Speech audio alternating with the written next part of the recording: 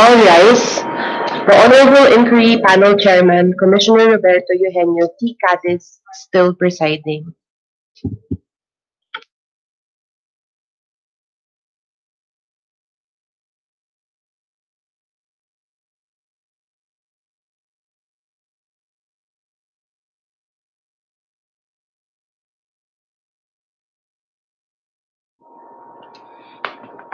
The panel is now in session.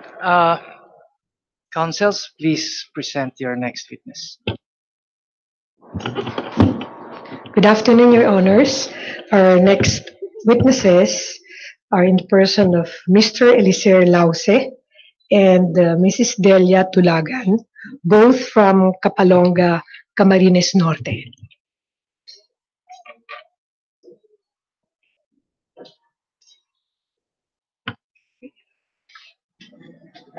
Please raise your right hand. You swear to tell the truth, the whole truth, and nothing but the truth. Just state your name, citizenship, and your address. Ako si Elicer G. Lause, taga Kapalonga, Pilipinas. My name is Delia Tulagan from Kapalonga, Camarines Norte.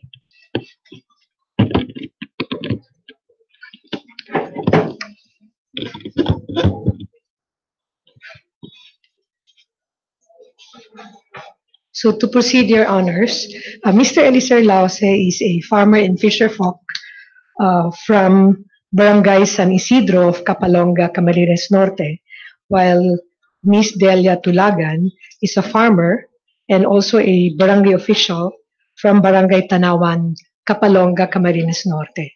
And we are offering them as witnesses and resource persons to enable them to share their experiences on intense heat and weather events and the impact on their lives and livelihood as farmers and fisher folks in Kapalonga, Camarines Norte. May I proceed, Your Honor, to ask them questions related to documents? Please proceed. Magandang hapon po, Magandang hapon po Ginoong naman. Elicer Lause at Ginang Delia. Meron po akong gustong ipakita sa inyo ng mga dokumento. Ito pong unang dokumento na nagngangalang salaysay ni Ginoong Elicer Lause na may 4 po na pahina. Nakikilala niyo po ito, Ginoong Lause?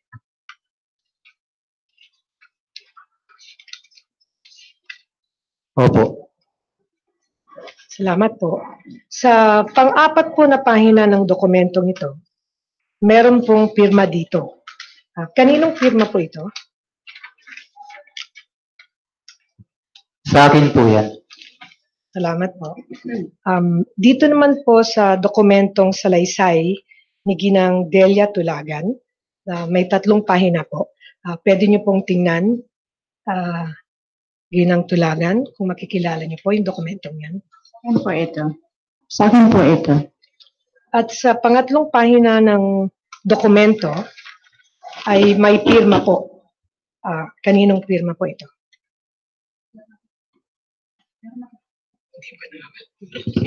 Nalakasan mo yun.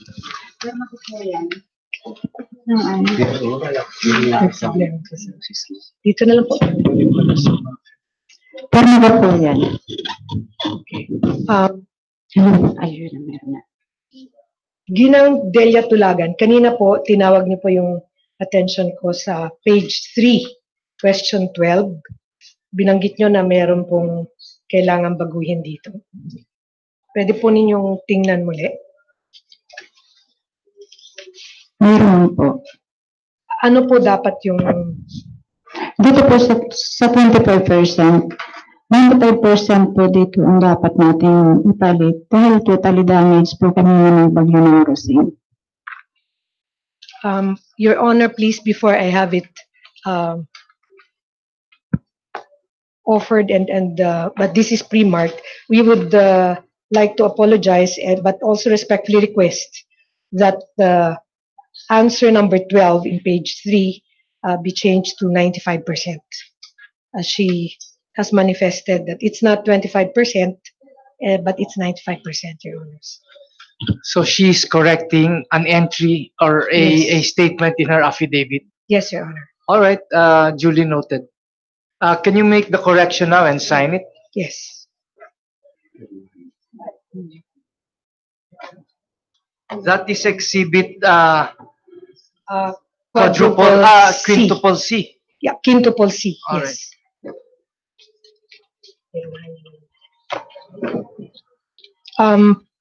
These documents have been pre-marked, Your Honors, on August 22, 2018. So the salaysay of Mr. Eliezer Lause has been pre-marked as quintuple B until quintuple B-3. And then the salaysay of Delia Tulagan has been previously marked as quintuple C to quintuple C-2.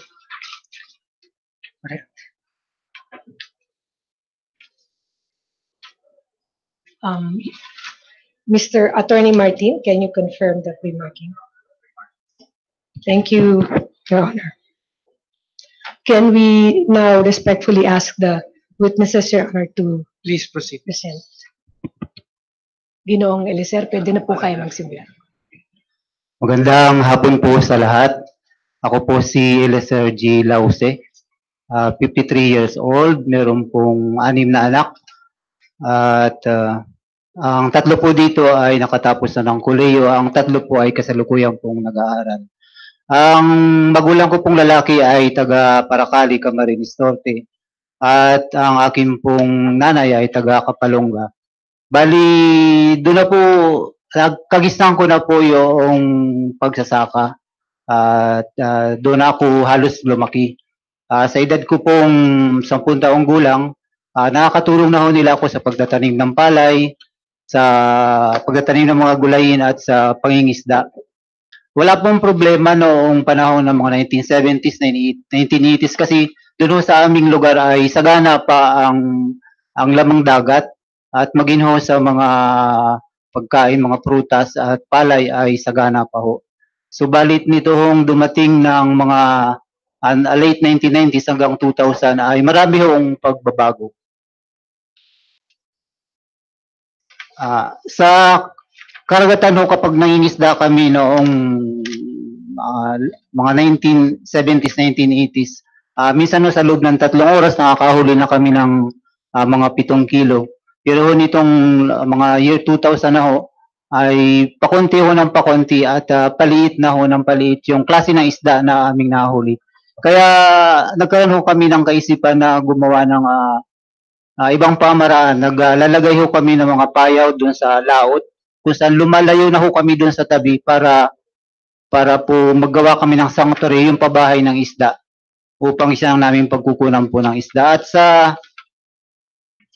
At sa nyuga naman po ay noon napakarami pong bunga ng aming nyug at marami pa siyang puno. Pirit po nitong pagpasok ng 1990s hanggang 2000, marami na po ang mga nagkasakit na niyog, yung pong tinatawag na yung kadang-kadang at saka po may mga brontis pa.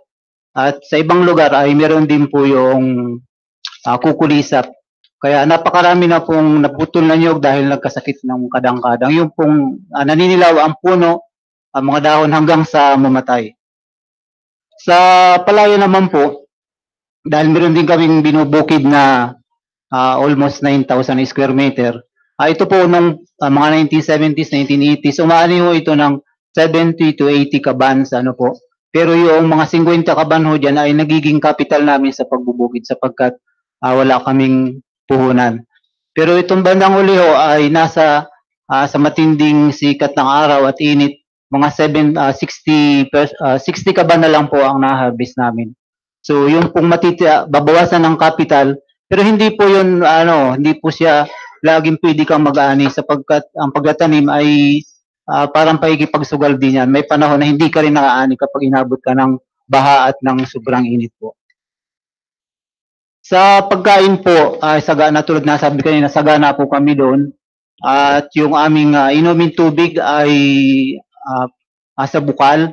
Pero nito hong bandang huli ay unti-unti kumukunti ang bukal ng tubig at hanggang sa ngayon napakahirap na ho ng tubig doon sa aming barangay at maski ho doon sa aming bayan. Sa ang epekto nito sa aking mga anak, kasi tinatanong ko sila kung gusto nilang bang magsaka katulad ko. Pero ano po, ayaw po nila.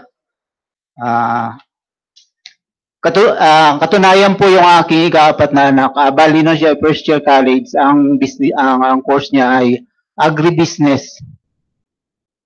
Pero nung mag-second year ho siya, nagbago ho siya iba siya ng course, ano na lang, education, secondary education.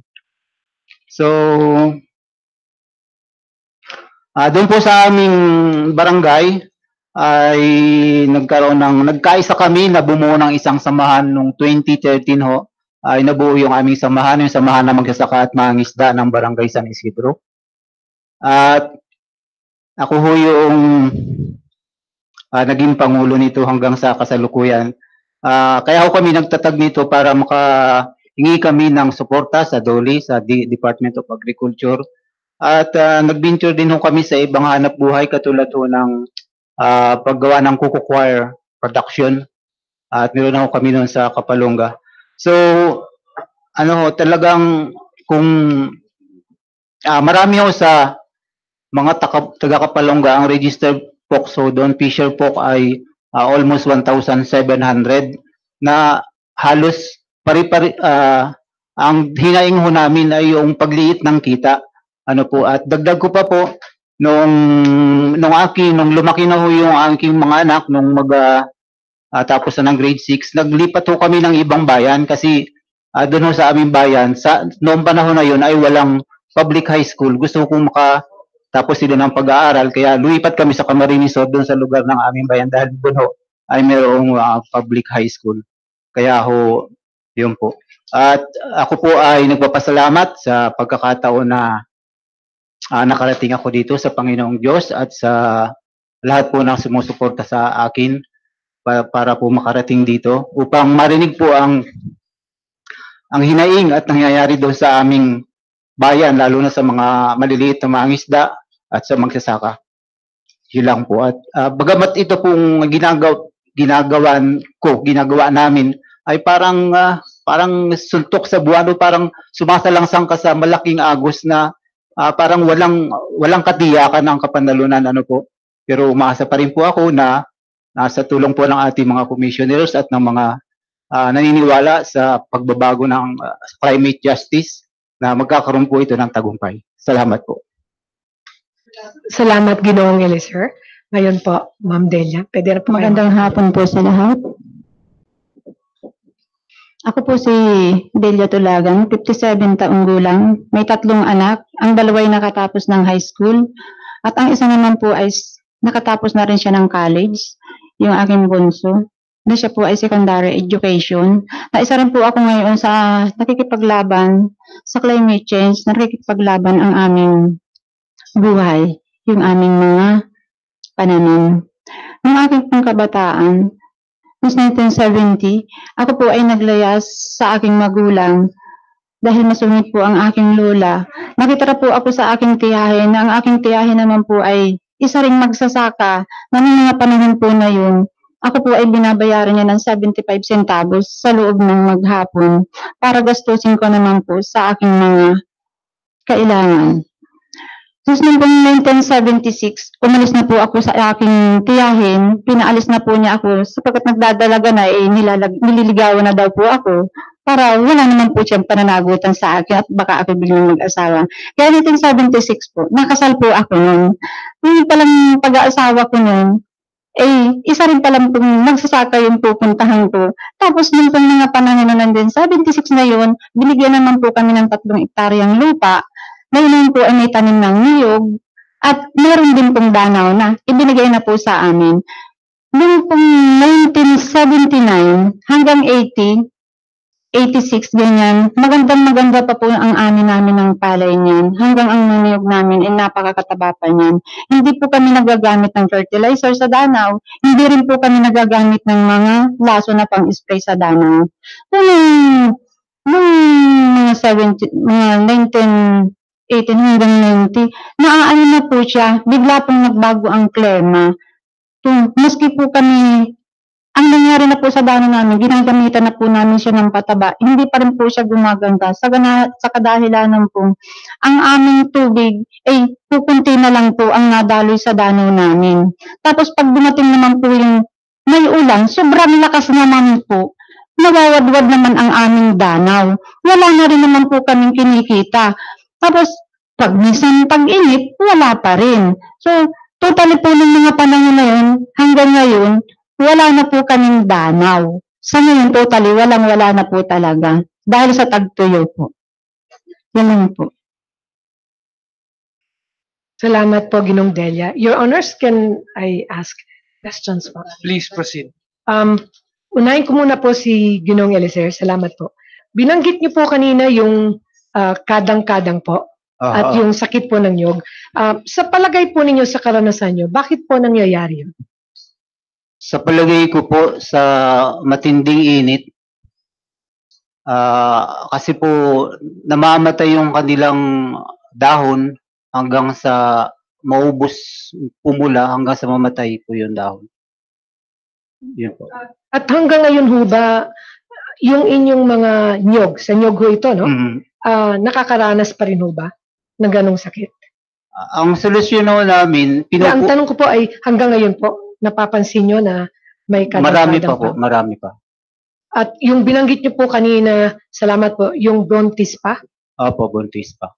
ang dahilan din ho ba nun ay katulad din po ng dahilan nung sa kadang-kadang? Siguro po, kasi insekto ito eh, Opo. yung brontis pa. Magkaiba po. Magkaiba po Ang yung dahilan. kaso. Ang sunod ko pong tanong, yung binanggit nyo kanina yung epekto sa pangingisda. Opo. Nadodokumento nyo ho ba yung pagkakawala? Yung kawalan po, no, nung pagbawas po ng inyong kinikita? Batay po sa nasabi ninyo sa salaysay. Medyo Bali, nahihirapan ho kayo eh. So, ito ho ba? estimate lang ho na nababawasan yung aming kita at doon sa nabanggit ko kanina, talagang nabawas halos 1 kilo na lang nahuli namin itong bandang huli po at hindi lang 1 kilo, maliliit pa na klase. Napipilitan kaming kunin yung maliit kasi kung di namin kukunin yun, wala kaming uwi sa aming tahanan. So, dati-rati po, kung 1 kilo na lang po ang nahuhuli ninyo ngayon, dati-rati po, gaano kadami po ang nahuli Dati po ninyo? more or less mga 7 kilos po. 7 kilos. 7 kilos. So, ano po kung usapin po ng financial loss, no? Yung pagkalugi po, magkano po yan sa piso? Dati kung kumikita, kasi mababa pa naman yung pera noon, ang mataas pa ang value. Noong unang panahon, mga 1970s, 1980s, kumita ka ng 200, napaka-jackpot ka na ho noon. Pero ngayon ho, kahit kumita ka ng 300, parang tabla-tabla lang. O 150, ganun. At panghuli ko pong tanong, Ginong Lause, Opo. yung pong karanasan ninyo, nakikita nyo rin ba siya na nararanasan po ng inyong kapwa magsasaka at mangingisda sa Kapalonga? Nararanasan ho, katunayan ho, mas medyo nakakabintay ho kami sa kanila. Kasi noong May 18 at May 2018, nabigyan ho ako ng 1.8 na hektarya ng lupa galing po sa DAR. Naging beneficiary ho ako ng DAR. At nadodokumento ho ba yung karanasan ng kahirapan na nararanasan po ninyo at ng kapwa magsasaka at mangingisda ninyo? Palagay ko po hindi. Hindi. Okay, kay Ginang Delia po, salamat po sa presentasyon. May binanggit po kasi kayo sa salaysay na personal na epekto sa inyo ng tag-init. Pwede ho bang maipaliwanag ninyo yung karanasang yun? Napakahirap po nung napakahirap po sa amin ng masyadong mainit. Dahil kapag lumalabas po kami sa bahay, inaabutan po kami ng init, ay sasakit na ang aking ulo. At madalas ay nakakapanghina ng katawan. Mahirap din ang pamumuhay dahil nasisira po ang aming pananim tulad ng palay at niyog. nagkakaroon ng kakapusan sa financial dahil bilang magsasaka, 90% po ng aming kabuhayan nakaasa sa pagsatanim ng palay at niyog. Yun po. Salamat po. Salamat po. Pinabago niyo po yung inyong pangatlong pahina, Ginang Delia. Sabi niyo po sa question 12 po at ang sagot niyo ay hindi 25%, kung hindi po ay 75% ang laki ng napinsala sa inyo. Pwede niyo po dagdagan ang pagpapahiwatig o kung Yes po. Nung panahon po ng nagbagyo sa bagyo ng nung panahon po ng nagbagyo ng Rosing, totally damage po kami yan, walang-wala po talaga kami yan. Dahil ang tanim po namin na yan ay naubos po lahat ng dahon po lang po ang natira. Pati bahay po namin naubos din, ang natira lang po haligi. Diyan po ako inabot ng pag-collapse, nawalan po ako ng malay niyan. Nung nagising po ako, naroon ako sa school namin, di lang naman pala ako, wala na kaming bahay. Tapos ang mga baboy po namin yan namatay din. Ang natira lang po namin dyan ay kalabaw lang. Tapos lahat po ng aanin namin sa dahon yun, naubos pong lahat. Totally po walang-wala kami yan. Ang natira lang po namin, wala na pong bunga ang nyug yun. 3 taon po kami din nagsakripisyo.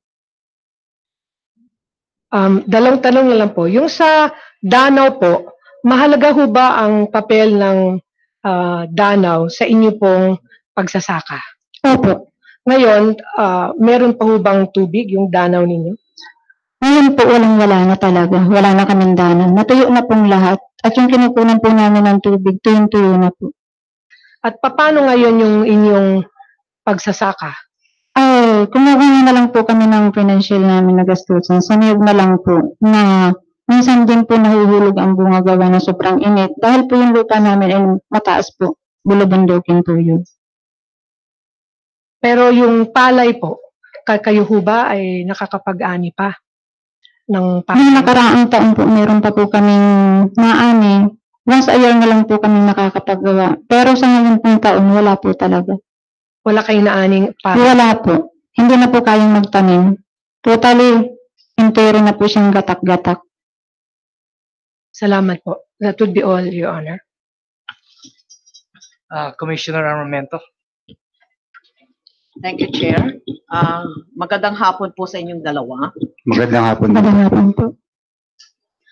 Ang una ko pong tanong sa inyong kaalaman, noong, di ba nalaman nyo na may pagbabago na ang panahon?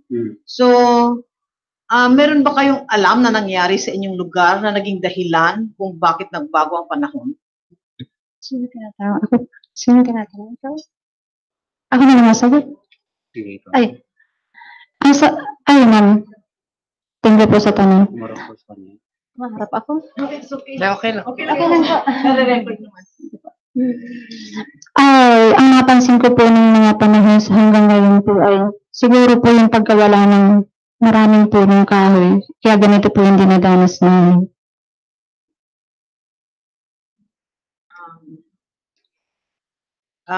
Ginoong Eliser, sa inyo pong lugar, meron din ho ba kayong nakitang pangyayari na maging dahilan kung bakit nagbago ang panahon? Ang iniisip ko ho, ang pagbabago ng panahon, kasi nalalaman ko yung pagkasira ng ozone layer, ito yung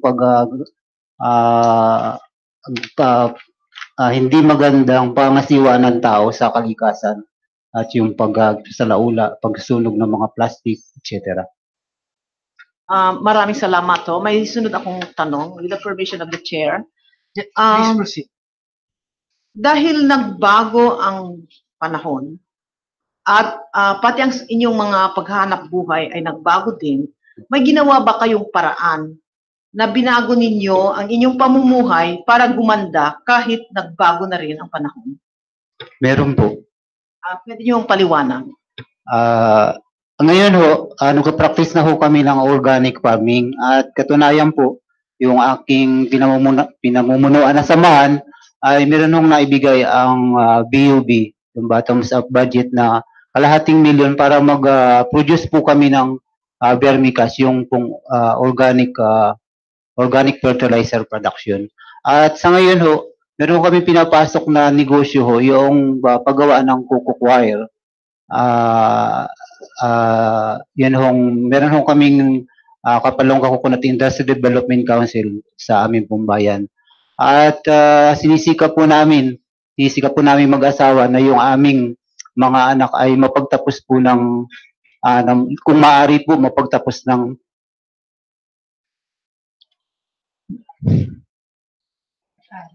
po lahat ng pag-aaral. Maraming salamat po. Sa inyo naman po, Ginang Delia Tulagan. Ang tanong ko po ay kung dahil sa pagbabago ng panahon, may ginawa kayong paraan para po mag-adjust sa pagbabago ng panahon para gumanda naman ang inyong buhay. Meron po. Pwede po bang paliwanag nyo sa amin? Ay, ang ginagawa po namin, sa ngayon po may alaga po kaming baboy na siya namin pandagdag sa aming financial na gastusin. Nagpapalaki po kami ng baboy. Yun lang po. Maraming salamat po. Thank you very much, Commissioner Armamento. Commissioner Pimentel Gan. Thank you, Chair. Magandang hapon. Sa inyong dalawa po. Katulad ng tinatanong ni Commissioner Lea, no, meron nga kayong pang-umbag na binago niyo yung inyong talagang pamumuhay.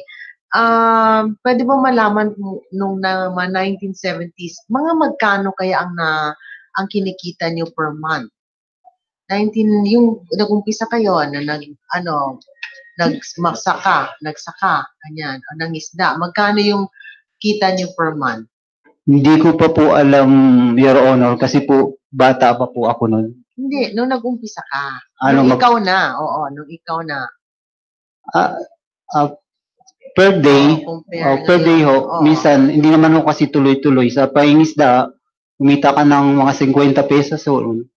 Pero mura pa ang bilihin Mura ng pa, araw, mura ano? pa. So, sa 50 pesos, nakakakain ba kayo sa 3 araw, o 3 beses? Oo, nakakakain ho. Kasi kahit naman ho wala kaming pera, ay marami man po kaming prutas, mga saging, at saka meron ho kaming palay, may bigas ho kami. Kasi maganda ang pagtatanim ninyo, ano po, maganda Opo, pa. opo. So, sa ngayon, magkano yung araw-araw na kinikita nyo at naapektuhan ba yung inyong pagkain or pamumuhay? May mga pagbabago ba? Meron pong pagbabago, lalo na po nung 1995, yung dumaan ho yung bagyong Rosing noon, mga 3 taon ho bago sumauli yung bunga ng nyug. At ngayon ho, yung mga saging namin may mga sakit na rin, hindi na siya talagang healthy. Sa kita, bali yun ho kasing yung mga pananim namin, bihira kami magbinta yung pang sarili lamang. Yun lang po. So sa inyo na, hindi na kayo nakakabenta. Ano lang po, pakunti-kunti lang po. Dati, nakakabenta kayo. Dati po nakakabinta. So Kasi, source of income din niyo yung dati, yung pagbibenta. Ngayon, para na lang sa sarili ninyo. opo. So malaki ang pagbabago. Malaki po ang pagbabago. Kayo po, Madam Ginang, ganun din ho ba ang nangyari sa inyo? Opo. So nakikita nyo sa pamumuhay nyo, sa daily sustenance niyo ay may malaking pagbabago. Siya po. Ngayon yung sa local government naman po sa inyong lugar, ano po? Meron bang ambag sa inyo ang lokal na gobyerno? Sa pamumuhay nyo, paano ho sila tumulong sa inyo kung meron man? Sa samahan po, meron pong ibinibigay sa aming ayuda. Katulad doon sa BUB, meron 15% na ibinigay ang LGU. Dito sa bago naming council, doon sa Kapalongga Coconut Development Council, ngayon hong taon, nagbigay ho sa amin ng 200,000 at sa next year ho, meron pa silang ipinangako pong 200,000 para sa production po ng coco choir. So, Para po yung mga bunot po doon sa amin, hindi na maging basura at maging pera at magkaroon po ng hanap buhay yung maraming mga taga-Kapalongga. Wala pong hanap buhay. so meron silang mga livelihood na programs na binibigay sa inyo po. Para sa tulong, parang tulong sa inyo. Bali, ayun po assistance nila ay pera po yun. Bali kami, yung pong ka-tie up ng Kapalongga Coconut Industry Development Council, sila ho yung PEC, yung Pilipinas Eco Fiber. Yun ho kasi yung pinaproduce namin na fiber ay ginagawa ng lubid, mga G-unit, at yung mga kukupit, ginagawang fertilizer po para sa organic. So, kapag yun ho ay matrain yung mga taga Kapalongga, kasi ho hindi pa naman natatagalan yun, last August 1 po nagsimula yung pong full operation. Magkakanda ko kami ng mga training sa mga barangay para matutuho sila sa paggawa ng lubid. Pero ito ho bang tulong na binigay ng lokal na gobyerno sa inyo dahil sa parang na-realize nila or pag-recognize na merong mga pagbabago sa klima na hindi na ninyo nagagawa ang inyong mga dapat gawin, pangingisda, pagsasaka. Ano ba, bakit nila kayo tinutulungan? Meron ba, nare-recognize ba nila na may pagbabago ba? May sinasabi ba sila sa inyo?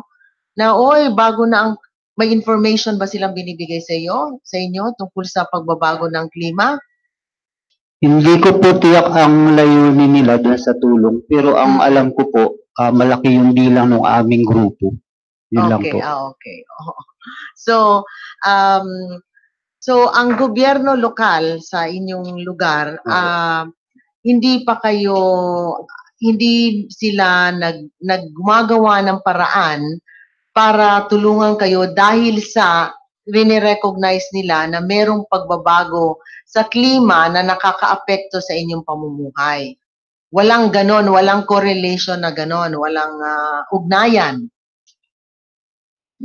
Your Honor, dito pong bandang huli, may NGO pong napunta ron. Bali sila po ay gumawa ng resolution para suportahan yung pong waste management program, yung saka yung pagsiseparate ng mga basura yung mga plastic sa mga binabubulok sa hindi nabubulok. Bali meron na hong plano yung ganon. Yun po. Okay. So, okay. Thank you. Okay, thank you po.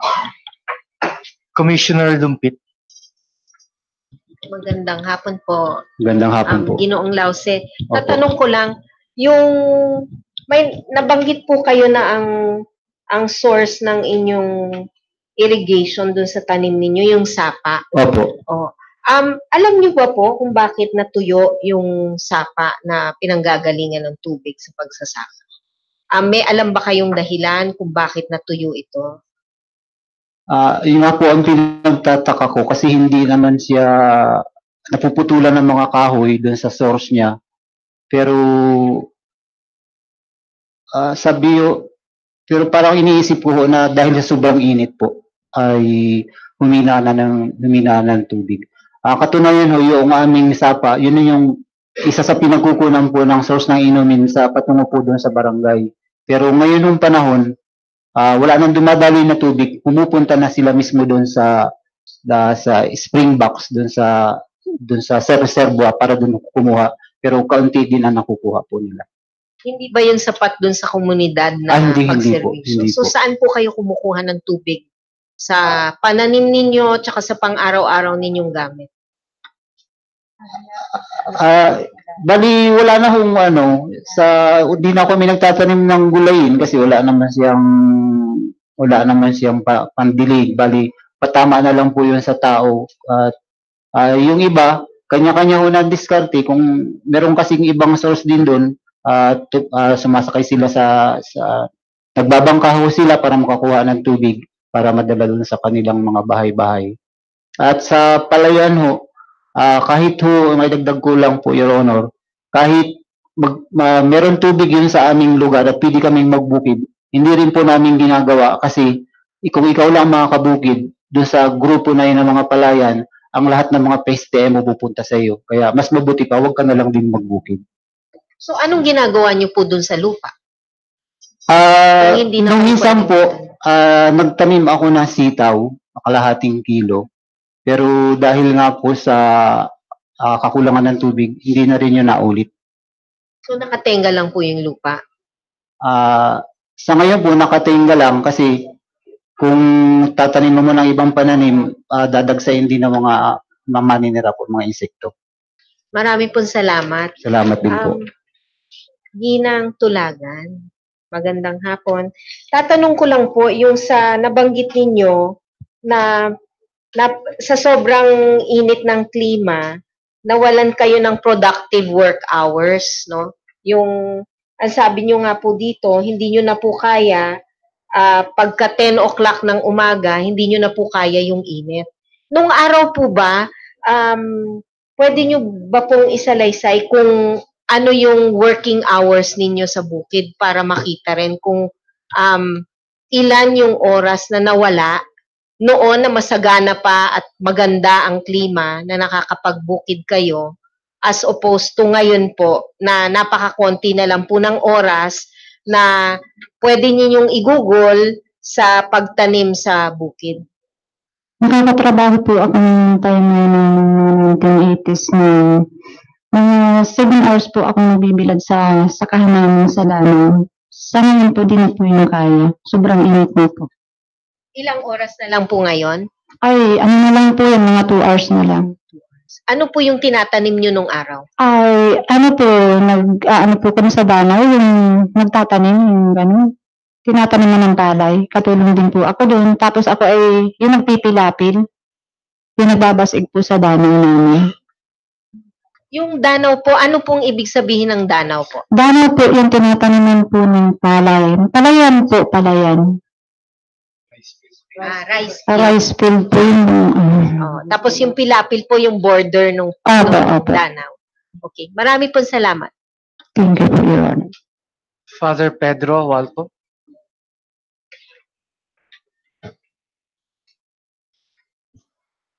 Magandang hapon, Ginong Lausi. Gusto ko klaruhin dito sa pagbabago ng klima. Ang nakita ko sa tayong dalawang usapan, yung una ay talagang mas mainit, pero may mga bulan na sabi mo din na parang mas mahaba yung tagtuyo, no? May, June, tsaka November, December.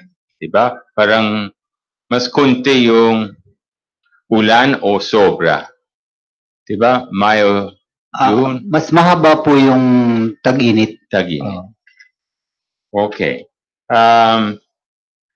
Apan, sa imong sapa, na yung problema din na mas konti yung kahoy sa taas. So, parang paspas yung tubig at lumabas. Hindi naman nagalaw yung kakahuyan. Kaya nga ako nagtataka, bakit hindi naman napuputulan ng kahoy ay huminaho yung tubig. Okay. Salamat. So, the hills ito, klaro na may isa lang anihan sa inyo. Opo. Yeah. Opo. Okay.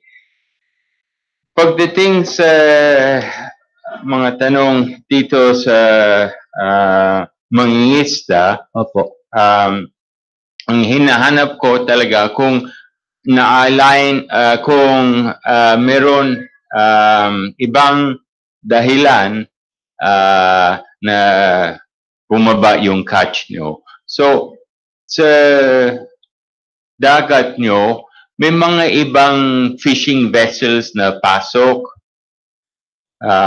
o mas marami ba yung mga local na mangingisda o pareho lang sa...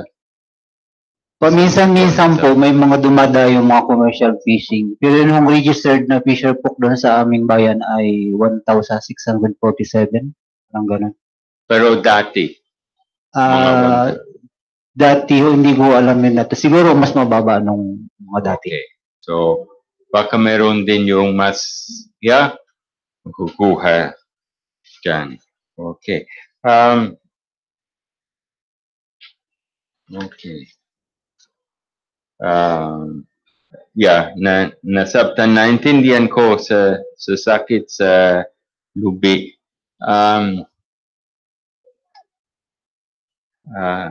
Sa kung pwede, sorry, balik tayo sa pasak nyo sa bigas.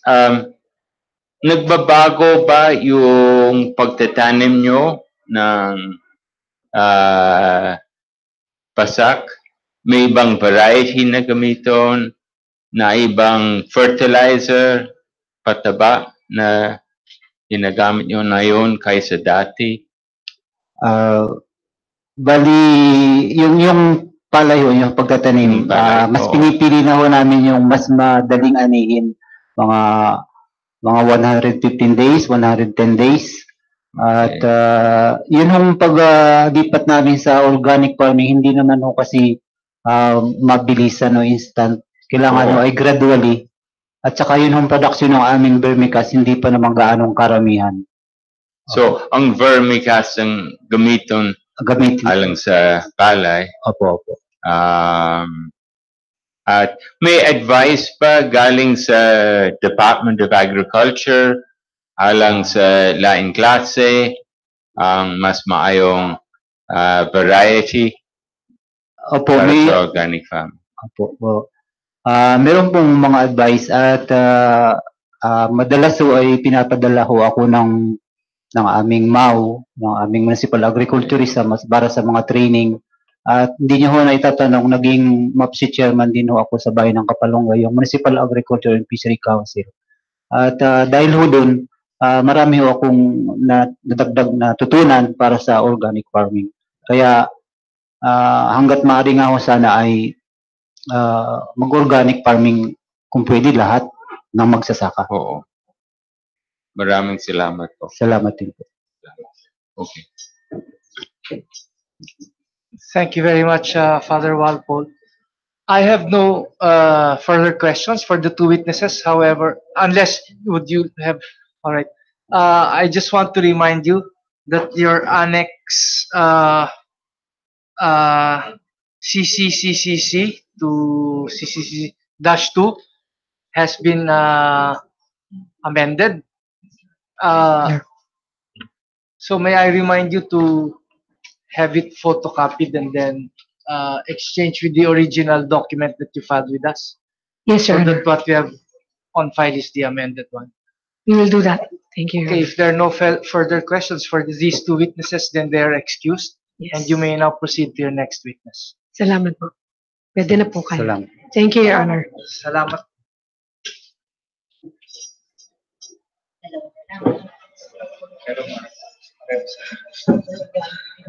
Good afternoon, Your Honors. May we call on our next witness, a resource person, Mr. Geoffrey J. Supran.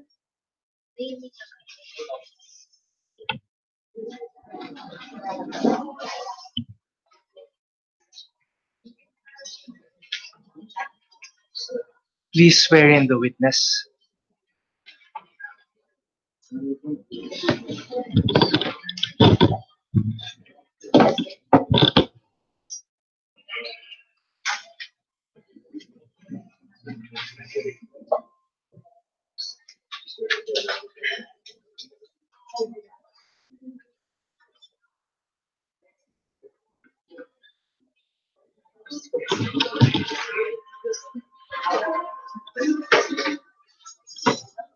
I do. State your name, citizenship, and your address. Jeffrey Supran. I'm a British citizen, and my current address is 4th Street, Southwest, Washington, D.C., United States.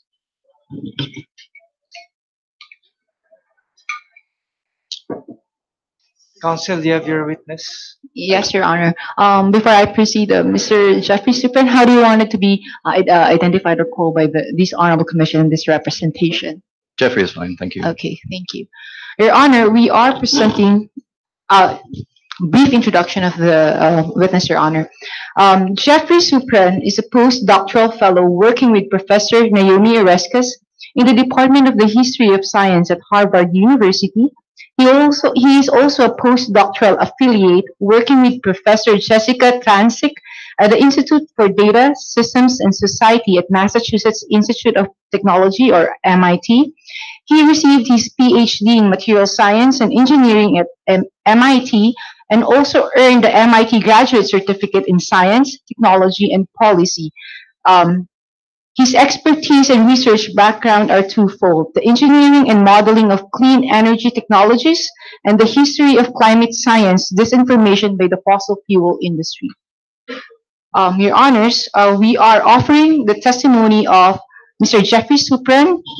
He will be presenting a paper he co-authored with Harvard University Professor Naomi Oreskes entitled Assessing ExxonMobil's Climate Change Communications between 1977 to 2014, touching on empirical analysis and comparison of 187 climate change communications from ExxonMobil and findings concerning whether the corporation has in the past misled the general public about climate change. Your Honors, before we proceed, may we be allowed to ask questions regarding the documents that Jeffrey submitted before this Honorable Commission and this representation? Please go ahead. Good afternoon, Jeffrey. Afternoon.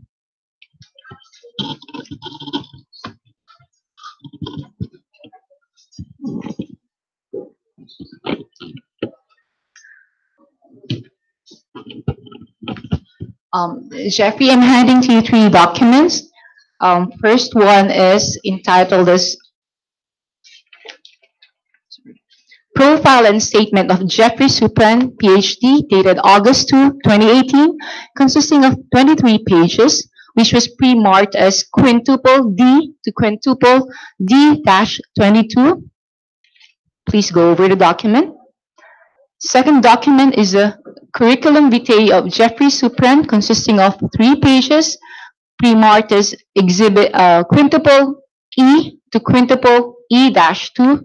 And finally, the last document is a PowerPoint presentation of Jeffrey Supran on assessing ExxonMobil's climate change communications, consisting of 38 pages, pre-marked as exhibit quintuple F to quintuple F-37.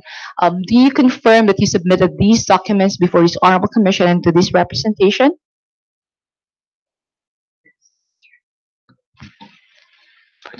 No, I do. Okay, Jeffrey, let me go with the first document, the profile and statement of Jeffrey Supran. Oh,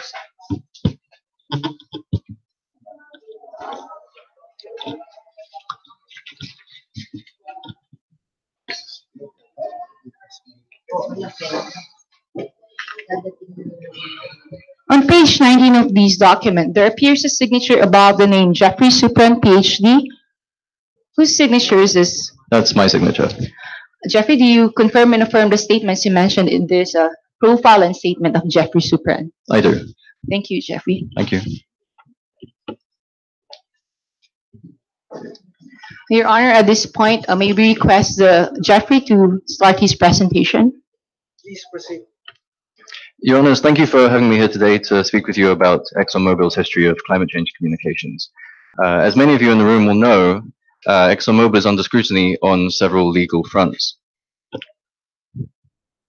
From investigations by the Attorneys General of New York and Massachusetts, to lawsuits by US cities and states and some of the company's own employees and shareholders.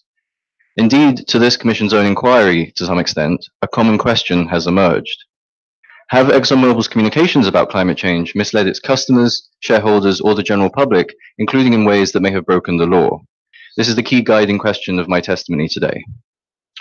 To approach this question, I begin by contextualizing my research on a broader timeline of climate denial, shown here running from the 1940s to present. As you have heard in more detail before, from the 1940s onwards, the oil industry engaged in research that was relevant to climate change and its impacts. In 1946, the American Petroleum Institute, API, founded the Smoke and Fumes Committee in Stanford Research Institute. Through the late 1940s and 50s, API and Humble Oil, now ExxonMobil, were variously involved in research on subjects such as meteorology, paleoclimates, historical sea levels, and more. Throughout this period, oil industry scientists and executives would have been hard-pressed to miss both landmark research and high-profile press coverage relevant to their business, all articulating the potential for human-caused global warming. In fact, in 1957, Humble Oil scientists explicitly quantified what they called the mass of cumulative carbon dioxide released to atmosphere by combustion of fossil fuels, citing the work of contemporary academics. In 1959, the heads of API, I beg your pardon. In 1959, the heads of API were lectured in detail in person by physicist Edward Teller of projected global warming due to fossil fuel burning, quote, sufficient to melt the ice cap and submerge New York. In 1968, 69, and 72, reports commissioned by API warned with varying degrees of confidence of potentially, quote, severe climate change. The 1968 report concluded that significant temperature changes are almost certain to occur by 2000, inducing potential, quote, melting of the Antarctic ice cap and a rise in sea levels. A few years later, scientists at one particular API member company, Exxon, themselves began briefing their executives. In a 1977 presentation entitled The Greenhouse Effect, Exxon scientist James Black warned executives that, quote, CO2 release is the most likely source of inadvertent climate modification, that, quote, prevailing opinion attributes CO2 increase to fossil fuel combustion, that, quote, doubling CO2 could increase temperature 1 to 3 Celsius by 2050, and that there was a, quote, 5 to 10 year time window to get necessary information. His presentation came complete with graphs of projected global warming. The following year, Exxon scientist Henry Shaw made an internal, quote, request for a credible scientific team to assess the possible impact of the greenhouse effect on Exxon business. Among those hired was, as shown here, university researcher Andrew Caligari, who had just published 2 articles, one accepting that the surface temperature rise of 2 to 3 degrees for a CO2 doubling is essentially correct, and the other describing, quote, climatically huge temperature increases and ecological impacts that might result. That year, Caligari joined Exxon. What then ensued at Exxon were 2 parallel initiatives, developed in the 80s and effected in subsequent decades: climate research and also a complementary public relations campaign. According to a 1978 Exxon memo, these initiatives targeted 4 audiences. One was the scientific community. From approximately 79 to 82, Exxon pursued 3 highly visible programs in climate research. And I note in passing that ExxonMobil's 2015 statement that 2 of these projects, quote, had nothing to do with CO2 emissions is repeatedly contradicted by these internal documents. In 1984, Exxon characterized its approaches: establish a scientific presence through research program and climate modeling, selective support of outside activities, maintain awareness of new scientific developments. Government was also targeted. As the 1980 Exxon Communications Plan explained, research is significant to Exxon since future public decisions aimed at controlling the buildup of CO2 could impose limits on fossil fuel combustion. Scientific research, quote, provided Exxon with the credentials required to speak with authority in this area. In terms of Exxon's management, an 81 internal memo observed that CO2 projects allowed Exxon to, quote, develop a detailed understanding of the federal CO2 program which the corporation needs for its own planning. Finally, the public and policymakers were targeted. The company's climate research offered, quote, great public relations value. In 1980, Exxon developed a CO2 communications plan to target what they called opinion leaders who are not scientists. Most ominously, by 1988, this plan explicitly aimed to, quote, extend the science and, quote, emphasize uncertainty in scientific conclusions regarding the potential greenhouse effect.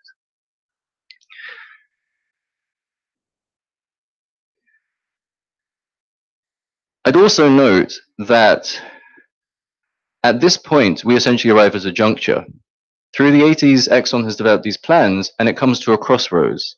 Is it going to continue to pursue a path away from this timeline of denial indicated here by this tiger stripe Exxon colors?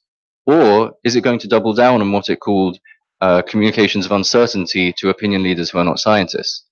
And of course, unfortunately, the path that they took is really why we find ourselves here today. And some of these results were really foretold by a 1998 planning scenario by Shell, in which they forewarned that following the storms, a coalition of environmental NGOs brings a class action suit against fossil fuel companies on the grounds of neglecting what scientists, including their own, have been saying for years, that something must be done. And this brings us back to our guiding question: have Exxon's communications misled? ExxonMobil says such allegations are false, and that anyone who looks closely at the evidence will see that. Specifically, they've made available the internal documents that form the basis of journalist accusations against the company.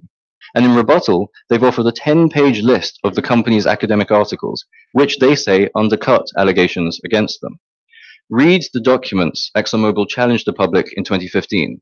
Read all of these documents and make up your own mind. My colleague at Harvard, Professor Naomi Rasquez, and I took up this challenge. Over the course of a year, we read the documents and analyzed them according to an established social science method. A year ago, we published the results in the journal Environmental Research Letters, and this was the first ever peer-reviewed academic analysis of ExxonMobil's 40-year history of climate change communications. The first step in our content analysis was to bin the documents into 4 categories according to their degree of public accessibility. So this yielded 37 internal documents spanning 1977 to 95, 72 peer-reviewed and 47 non-peer-reviewed documents from the 80s to present. The 4th category of document we looked at were so-called advertorials, paid editorial-style advertisements taken out by Mobil and then ExxonMobil on the op-ed page of the New York Times. We looked at all advertorials related to climate from an archive compiled by Polluter Watch, and I note in passing that we've since identified additional advertorials not included in our original analysis, which will form the basis of a forthcoming publication reaffirming our conclusions.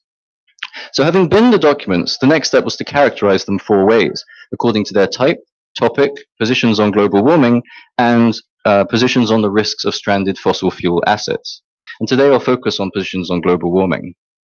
So research has shown that 4 key points of understanding about climate change, that it's real and human caused, serious and solvable, are key predictors of public support for climate policies. And so it's not really a coincidence that these 4 elements also underpin most narratives of climate denial and skepticism, namely, it's not happening, it's not us, it's not serious, and it's too hard. And so we therefore use these 4 elements as axes along which to characterize ExxonMobil's positions. And to keep things simple, today I'll focus mostly on the real and human caused axis.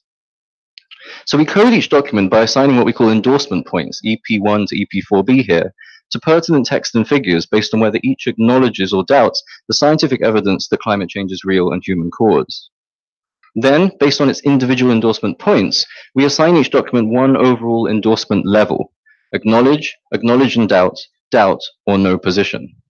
So the results of our analysis appear on this timeline of the overall positions of all 187 documents. So we can begin with internal memos. Each line here represents an individual document, and it's color-coded: blue for acknowledge, black for acknowledge and doubt, red for doubt, and gray for no position. And dashes indicate documents filtered for reasonable doubt. We see that the bulk of Exxon's internal documents take the acknowledge stance, amounting to a cautious consensus consistent with mainstream science in the 80s. And this is really important because ExxonMobil has accused journalists of using, quote, deliberately cherry-picked statements in demonstrating what Exxon knew. And yet we've looked at the entire cherry tree, and the trends we observe are clear. For example, this 1979 internal Exxon study concluded that, quote, increasing CO2 concentration will cause a warming of the Earth's surface. This 1982 internal Exxon graph shows projected global warming, and this 84 internal table shows that Exxon's expected average temperature rise of 1.3 to 3.1 Celsius was comparable to projections by leading research institutions. Next, we see that ExxonMobil's peer-reviewed and non-peer-reviewed publications also acknowledge that climate change is real and human-caused, the peer-reviewed ones overwhelmingly so. For instance, this 1985 report, projecting warming for different emission scenarios, concludes that, quote, the foregoing results, with all their caveats, are consistent with the EPA's estimate of 2 degrees warming from fossil fuel CO2 and other greenhouse gases by the middle of next century. As another example, Exxon's principal climate scientist was actually a contributing author of Chapter 8 of the 1995 IPCC report, which famously observed a, quote, discernible human influence on global climate. He was also a co-author to the next IPCC report, which found new and stronger evidence for human causation. Finally, turning here to advertorials, we see that the predominant stance is doubt, shown in red. Let's face it, this 1997 Mobil advertorial stated, the science of climate change is too uncertain to mandate a plan of action that could plunge economies into turmoil. Scientists cannot predict with certainty if temperatures will increase. We still don't know what role man-made greenhouse gases might play in global warming. Another example is this ExxonMobil from 2000 entitled Unsettled Science. It argues that, quote, against the backdrop of large, poorly understood natural variability, it is impossible for scientists to attribute the recent small surface temperature increase to human causes. So updating our analysis here, what the documents show is legitimate climate science coming from a small number of company scientists, represented by the left arrow, but at the same time, discrepant public communications of doubt from the company represented by the right arrow. So informed by our content analysis, we can now return to our guiding question. Have Exxon's communications misled? And crucially, this is not the same as the straw man of whether the company has suppressed climate research, which is how Exxon has glossed allegations against it. In short, we find the answer to be yes. ExxonMobil misled non-scientific audiences about climate science and its implications. To see why, we here plot for each type of document and for all documents that express a position, the cumulative fraction of documents that take that position. So acknowledge is in blue and doubt is in red again.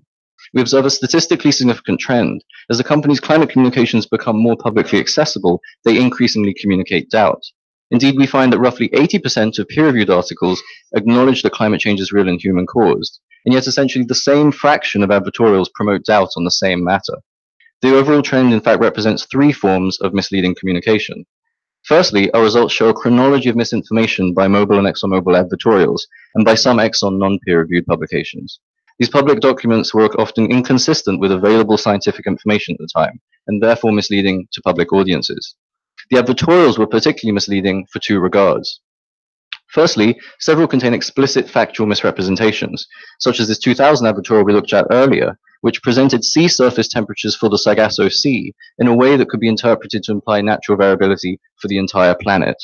The Woods Hole scientist who had produced that data complained to ExxonMobil about its very misleading use of his work. Secondly, these climate communications were so misleading because the company contributed quietly to the science and yet loudly to raising doubts about it. Internal documents, of course, were completely off limits to the public, and likewise academic articles have citation counts suggesting readerships in simply the tens to hundreds.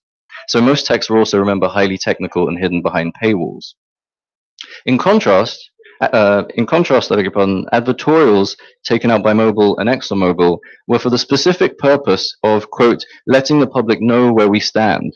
Readerships were in the millions. Experimental psychologists have even found that an Exxon advertorial significantly affects individual issue salience.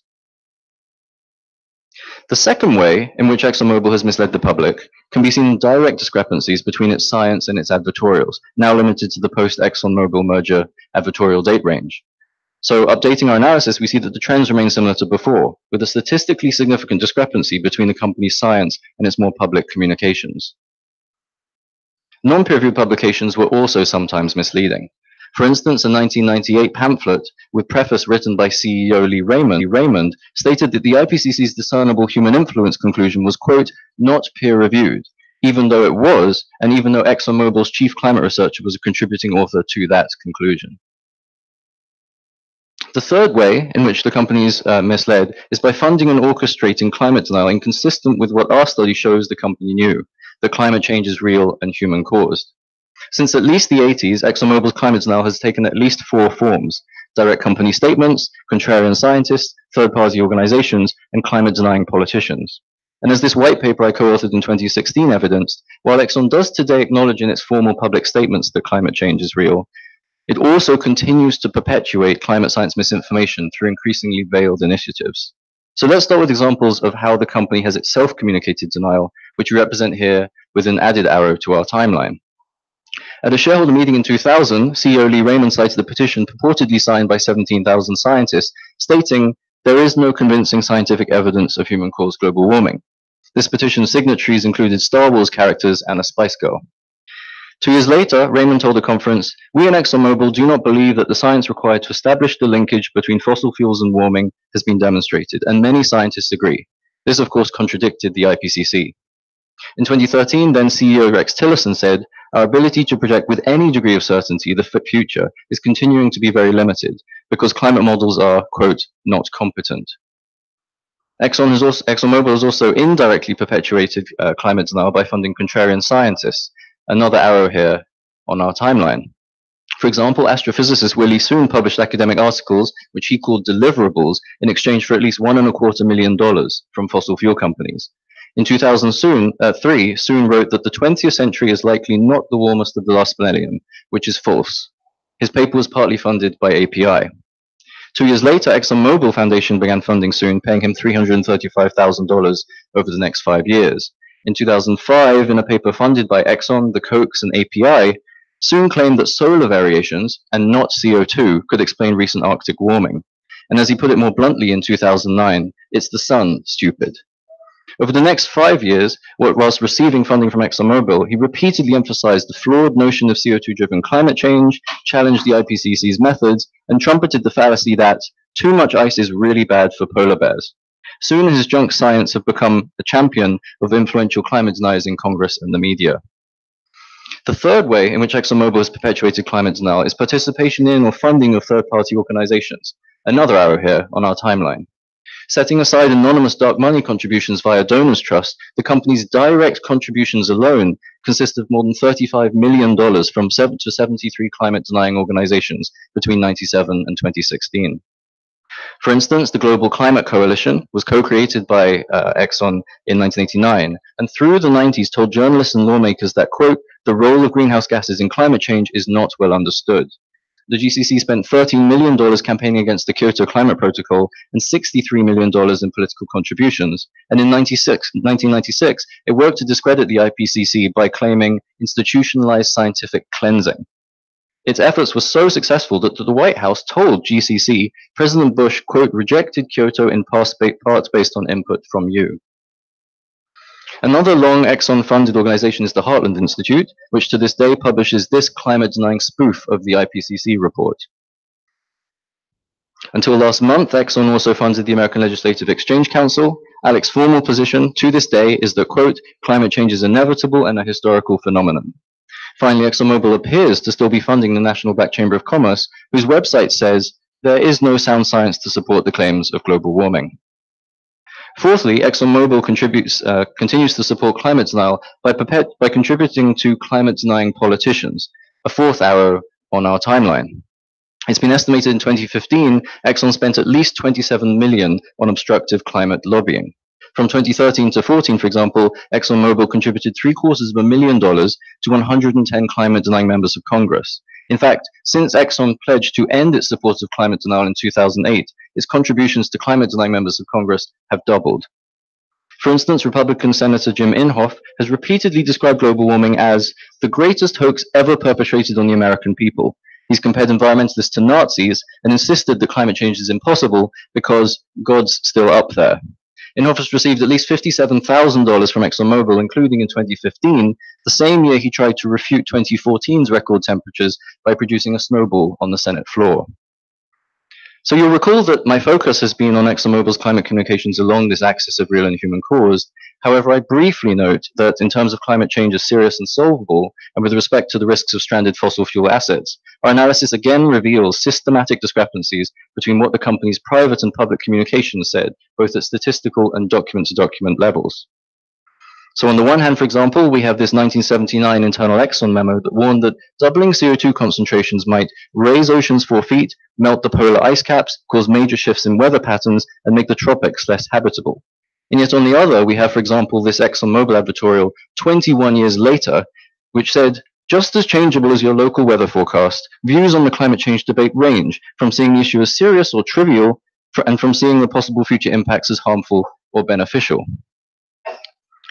We also have found that whereas not one advertorial alludes to the risks of stranded assets, 24 other documents do so. Most references are qualitative, such as this 1982 internal Exxon primer, observing that, quote, mitigation of the greenhouse effect would require major reductions in fossil fuel combustion. But in 5 cases, we actually found that Exxon went as far as to quantify how much CO2 we can afford to burn before warming exceeds 2 Celsius. And they were accurate, within a factor of 2 of contemporary estimates.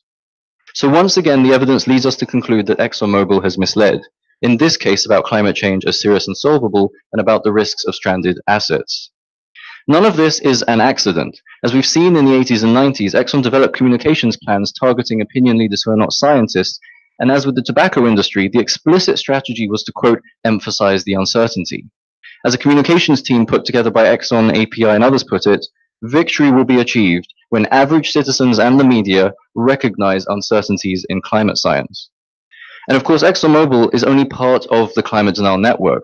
Others such as API, the Kochs, and the Mercer family, indicated by purple, green, and yellow arrows on, our very crowded timeline now, have all passed along the baton of climate denial, culminating last year in President Trump's announcement that the US was exiting the Paris Climate Agreement. Sitting in the Rose Garden that day was Joseph Bast, CEO of the Heartland Institute. 20 years on from that infamous Victory Will Be Achieved memo, Bast wrote to his followers, "We are winning in the global warming war."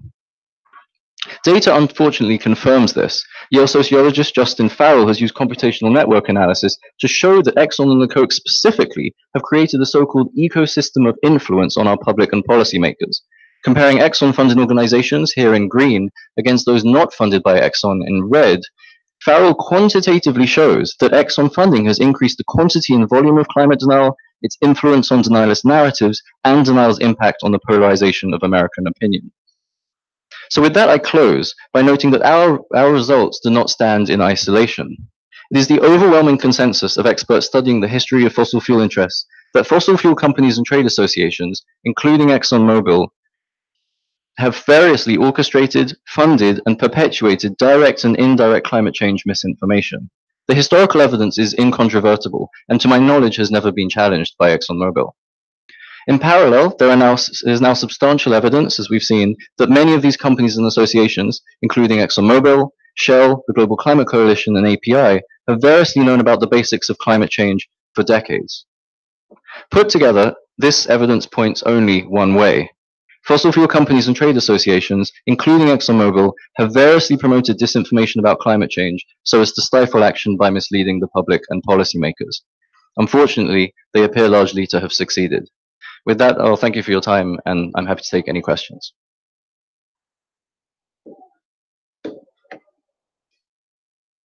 Your Honors, may we be allowed to ask some questions? Please proceed. Thank you, Jeffrey, for that clear, graphical, and animated presentation. You mentioned that you've analyzed at least 180 documents or communications from ExxonMobil. What do you think is one of the starkest example of ExxonMobil not only knowing about climate science and its implications decades ago, but also publicly undermining public awareness and understanding of that knowledge? I think probably the best examples are, at least amongst them, are the ones that I presented in my testimony. So I would, to quote, for example, one of the internal documents at slightly greater length, what it said, this was in 1979. Exxon said, the most widely held theory is that 1, increase in CO2 concentration is due to fossil fuel combustion. 2, increasing CO2 concentration will cause a warming of the Earth's surface. And 3, the present trend of fossil fuel combustion will cause dramatic environmental effects before the year 2050. And so we can compare that, on the one hand, against, for example, the advertorial that we saw by ExxonMobil taken out 20 years later. You have to remember the time difference in the New York Times. And this editorial was entitled Unsettled Science, and it said, against the backdrop of large, poorly understood natural variability, it is impossible for scientists to attribute recent small surface temperature increases to human causes. So there are stark contrasts in the language and the reach of these communications, on the one hand between the science and on the other, the denial. Thank you, Jeffrey. In order to give more time to the Commission, I'll just ask one question. Does your research show that Exxon is still misleading the public about climate change to investors and the public? So to be clear, the peer-reviewed article that we published is regarding documents spanning up until 2014. However, as I mentioned during my testimony, I also co-authored a white paper in which the intent was to document not just the past, but also the present, the ongoing misinformation by ExxonMobil. And based on that study, our conclusion was that yes, ExxonMobil continues to perpetuate climate misinformation through increasingly veiled initiatives, which makes sense. It's consistent with an evolution in what is and isn't perhaps acceptable as climate science and public awareness has evolved. So, for example, as we saw, within the last few years, ExxonMobil employees have themselves directly, explicitly expressed statements which could be construed to undermine, for example, the significance or the reliability of models that the scientific community recognizes as authoritative when it comes to projecting global warming. I also mentioned that as far as I have seen, based on financial data available, ExxonMobil continues to give to the National Black Chamber of Commerce, which, as I quoted from their website, says there is no sound science to support the claims of global warming. As I mentioned, they also continue to give, I believe, as of this year, if not last at least, to on the order of 100 climate-denying members of Congress. And I think the other final point to mention is I alluded to dark money through Donors Trust. This is basically it's been called like a sort of an invisible ATM, a sort of a source of money whose origins we cannot trace. But what has been observed in the peer-reviewed literature is an increase, a rise in dark money contributions to climate-denying organizations. And based on the track record of ExxonMobil and others, it would not surprise me if some of this money were originating from fossil fuel interests, now increasingly via dark money. One other sort of little observation is that there are broader forms of what one could call denial about the implications of climate science. So, for example, mainstream scientific consensus is now that the fundamental business practice of the fossil fuel industry is quantifiably incompatible with the science of climate mitigation. And so expenditures on the order of $700 billion worldwide on continued fossil fuel exploration and extraction are, in my opinion, incompatible with the science of climate mitigation. And likewise, whilst ExxonMobil and other fossil fuel companies do purportedly support carbon pricing schemes for climate policy, in reality, it's been widely observed that they continue to instead fund lobbying against many of these policies. And as Senator Whitehouse has pointed out from Rhode Island, as far as he knows, they have never actively lobbied for these policies that they purportedly support.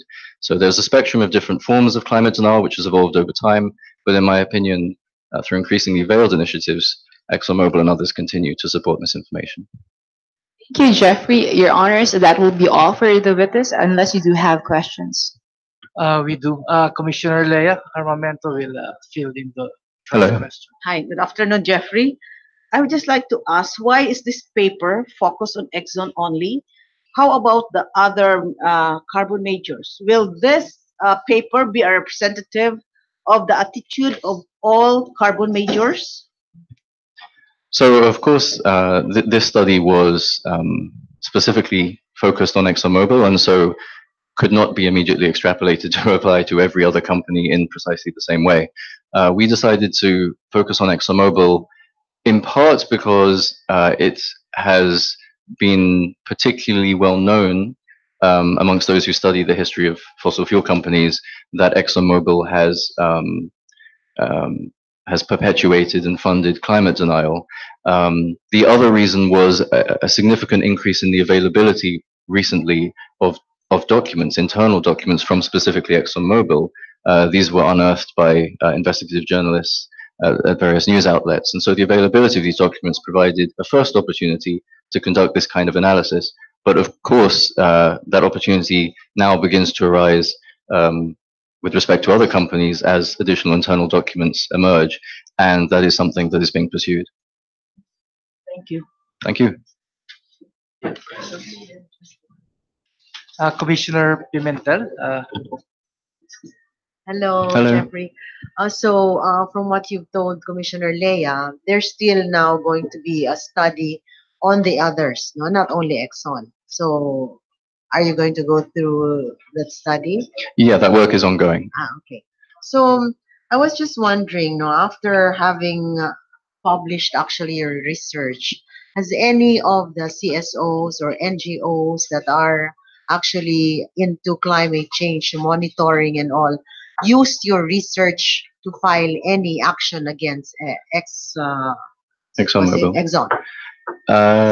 I'm not an authoritative. I'm not an authority on where the the article may have been used in areas that I'm not aware of, but I am aware that at least I believe the New York City climate lawsuit cited our work, and I presume it's possible that other lawsuits against fossil fuel companies have done the same. Okay. What has Exxon said about your research? Did they comment on it? Yes, to my knowledge, ExxonMobil has published 2 statements criticizing our work. I direct you to the rebuttal that Professor Naomi Oreskes and I authored in the Los Angeles Times, entitled "Yes, ExxonMobil Misled the Public," in which we addressed the different criticisms that ExxonMobil had made, and we variously argued that they were respectively a straw man, a falsehood, cherry picking, and character assassination. And unfortunately, these tactics are characteristic, broadly speaking, of the kinds of strategies that fossil fuel interests have pursued over the decades in an attempt to undermine previously the physical climate sciences, and in our case now, the social sciences too.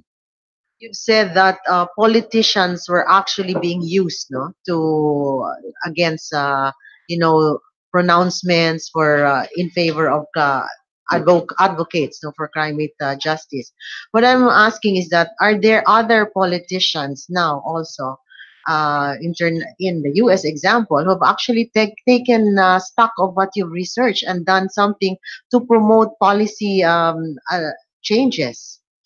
So just to clarify, what I discussed in my testimony was climate denying politicians, those who do not accept basic climate science that says that climate change is human caused. Those have been significantly funded by fossil fuel interests, including ExxonMobil. So your question is, are there politicians who essentially do the opposite? Yeah, so of late, in fact, there have been campaigns called the No Fossil Fuel Pledge. I believe at least dozens of either campaigning or elected politicians have signed this pledge around the United States and elsewhere in the world, committing to not accepting any funding from fossil fuel companies.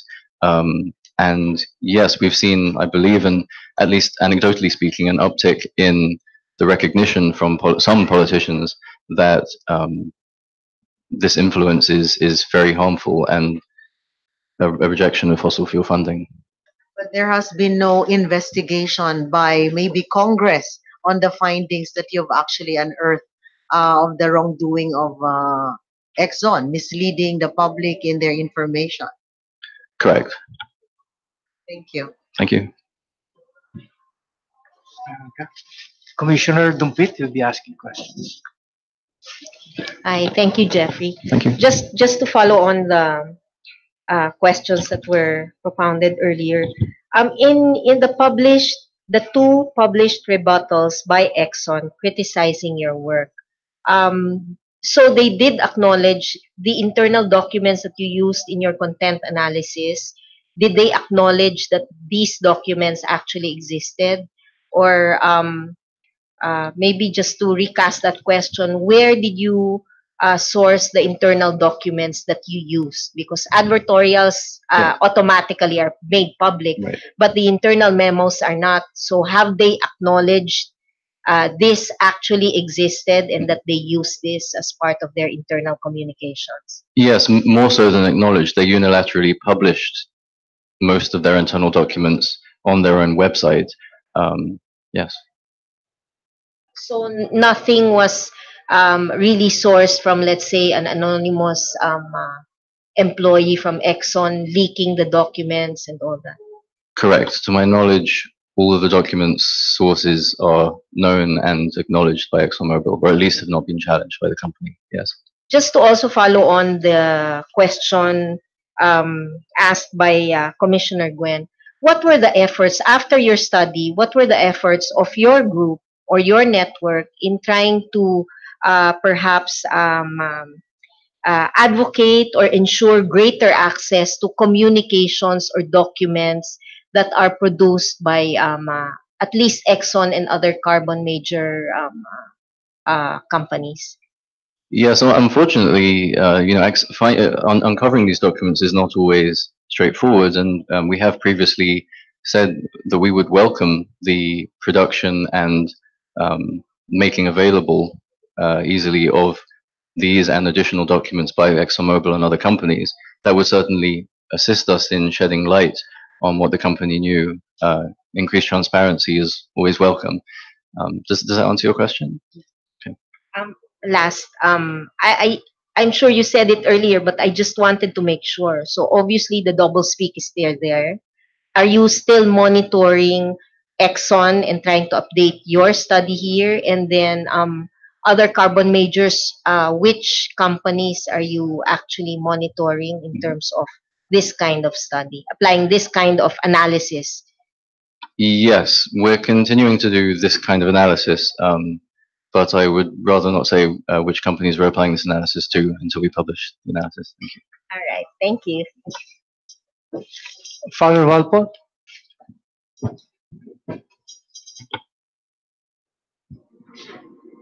Thank you, Commissioner.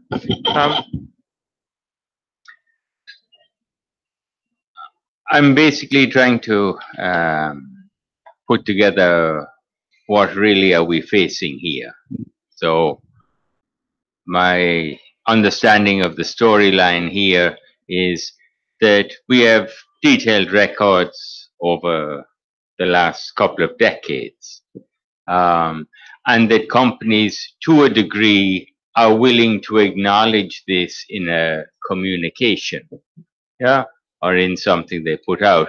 But what's happening is they really have a strategy of misinformation, as you call it, that has a much broader reach and is developed on simple taglines and easy to read or easy to absorb for people. So they're expecting people to deny the detail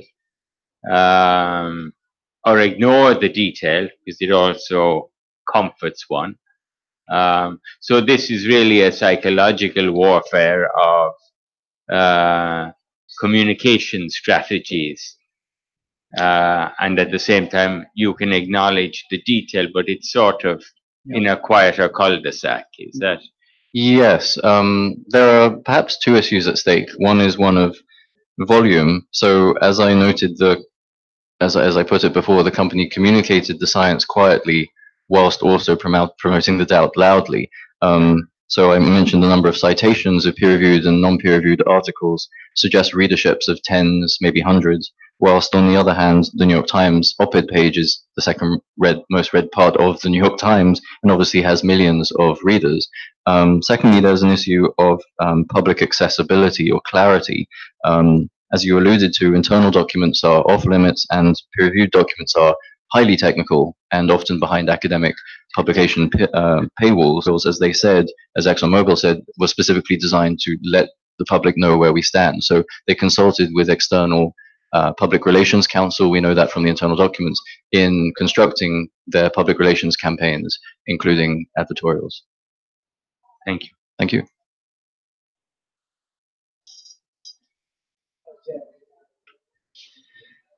If you were to put a dollar value to this, if you can, if it's possible, or if you have attempted to do so, behind this misinformation or campaign of deception, allegedly on the part of this company, how much would it be over a given period of time? Just to clarify, do you mean the cost of financing the campaign or the cost of the damages and the resulting situation due to the campaign? How about the first and then the second? On the first, we know that on average, ExxonMobil received a discount from the New York Times for its advertorials because it, starting in, I believe, 1972, it took an advertorial out every Thursday for 29 years. And thereafter, for a while, switched to every other Thursday. And since they were good customers, in fact, they dominated the advertorials of the New York Times. They took out 1 in 4 of all advertorials in the New York Times over that entire period. They were given a discounted rate of, I believe, roughly $31,000 per advertorial.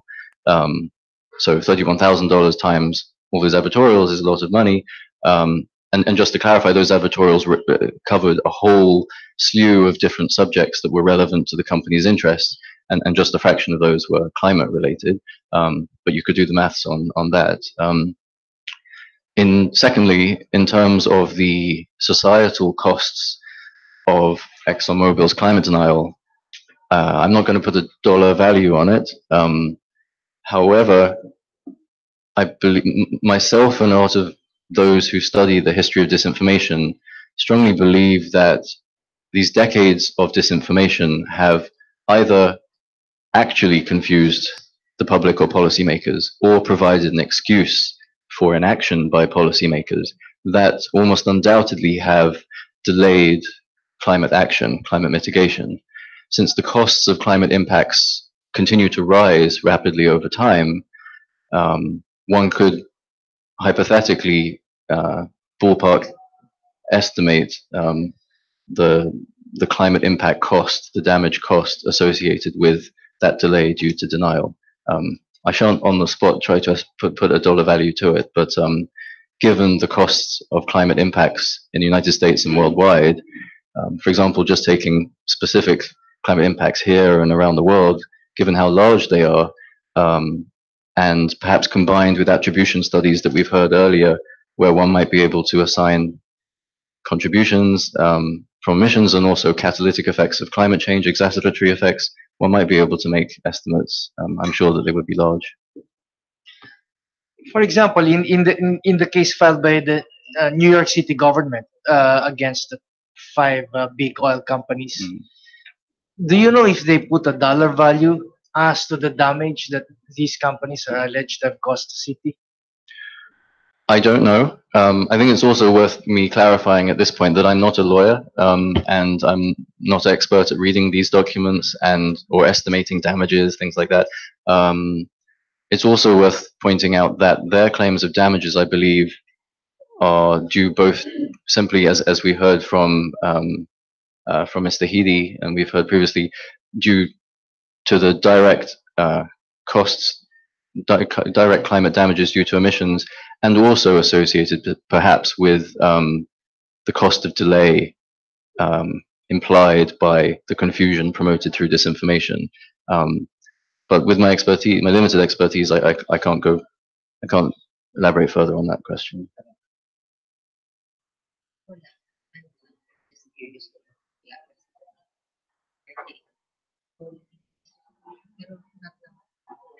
You can ask if you like. I was just whispering to Comtotsi. I'm just curious. Do you know Mr. Heedy personally? Yeah, I met him for the first time day before yesterday. Oh, okay. Just I've previously exchanged emails with him, Oh. and I very much respect the work that he does, but we haven't personally met until we came here, until now. Okay. meeting under Thank you. exciting circumstances. Thank you for feeding my curiosity. All right.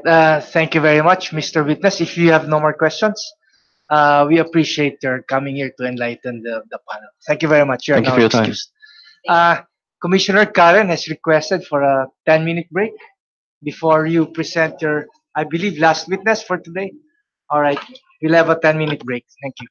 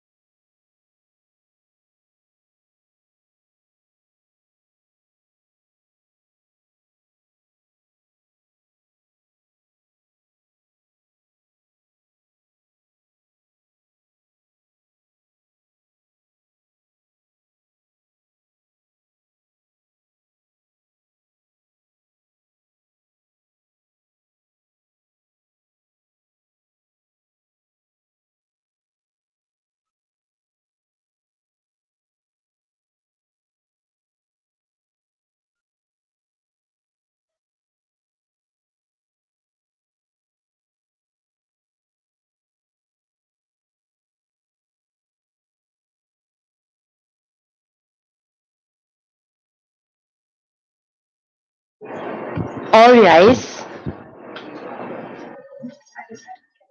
The Honorable Inquiry Panel Chairman, Commissioner Roberto Eugenio T. Cadiz, still presiding.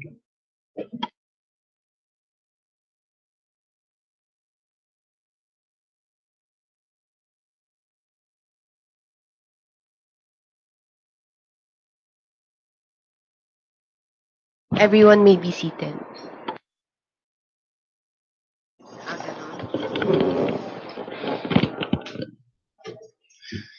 Good afternoon. The panel is now back in session. Councils. Good afternoon again, Your Honors. We would like to call on our next witness, Mr. Carol Moffett.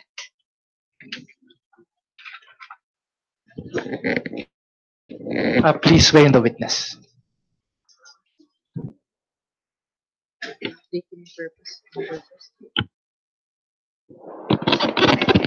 Kindly raise your right hand. Do you swear before this commission to tell the truth, the whole truth, and nothing but the truth of your testimony? I do. Okay. Kindly state your full name, your nationality, and your address. My name is Carol Muffett. I am from the United States. My address is 1101 15th Street Northwest, Washington, D.C. 20005. Councils, you may proceed. Okay. Good afternoon, Mr. Carol Moffett. How would you like to be called? Carol. So good afternoon again, Carol.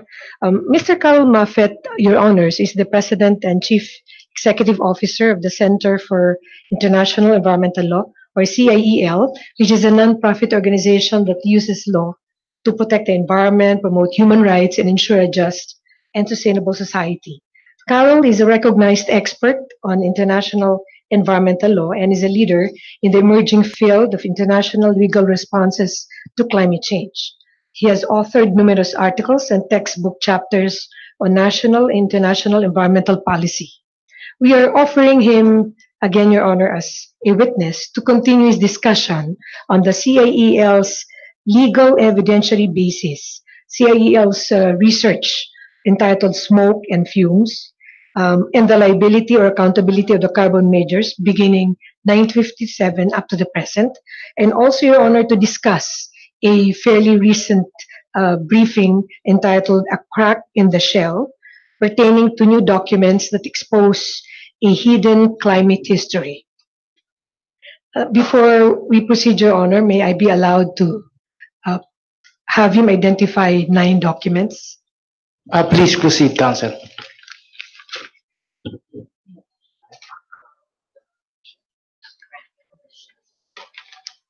There are 9 documents, Carol. Could you please look at this document, which consists of about 36 pages? Profile and statement. Yes. So this is a document that you prepared. Yes, it is. Now the signature which appears in the last page of this document. Oops.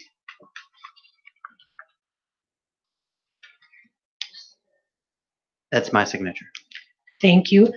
Before I proceed, Your Honor, we would like to manifest that the witness has changed slightly. It's actually a typographical error on page 14.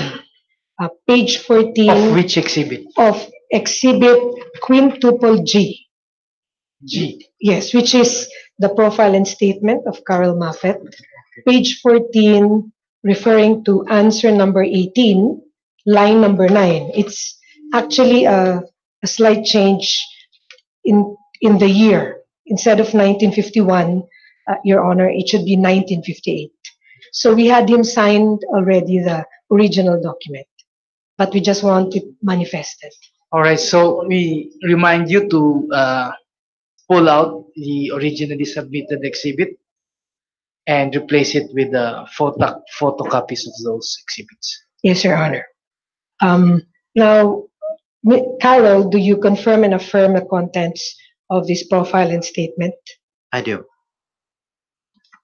The next document refers to a biographical sketch consisting of 8 pages, which has been previously marked as Exhibit SS to SS-7. Could you please take a look at this and confirm if that is the document that you submitted to the Commission on Human Rights? Yes, it is. Thank you. The next document is pre-marked as quintuple H, entitled Oil, Carbon, and Climate Change, Known Risk and Foreseeable Harms, which is a PowerPoint presentation consisting of 23 pages.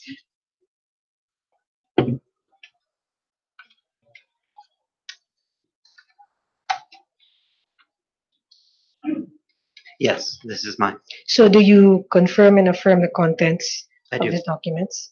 The next document, previously marked as quintuple I, is entitled A Crack in the Shell of CIEL, New Documents Exposing the Hidden Climate History. Please take a look at document and inform us if that is one of the documents you submitted to the CHR. It is. Thank you. The next document, previously marked as quintuple J, is entitled Accomplishments in Air Pollution Control by the Petroleum Industry by Dr. Jerry McAfee. Please take a look at it. If this is one of the documents you submitted to the Commission. It is. Thank you. And then the next document, marked as quintuple K, refers to a letter to Exxon Research and Engineering Company on the greenhouse effect. This actually consists of about 34 pages.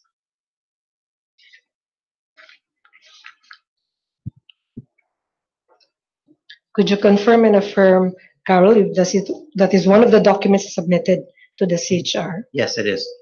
Thank you. And then the next document, previously marked as quintuple M, is a letter to Mr. Natkin of the Exxon Corporation.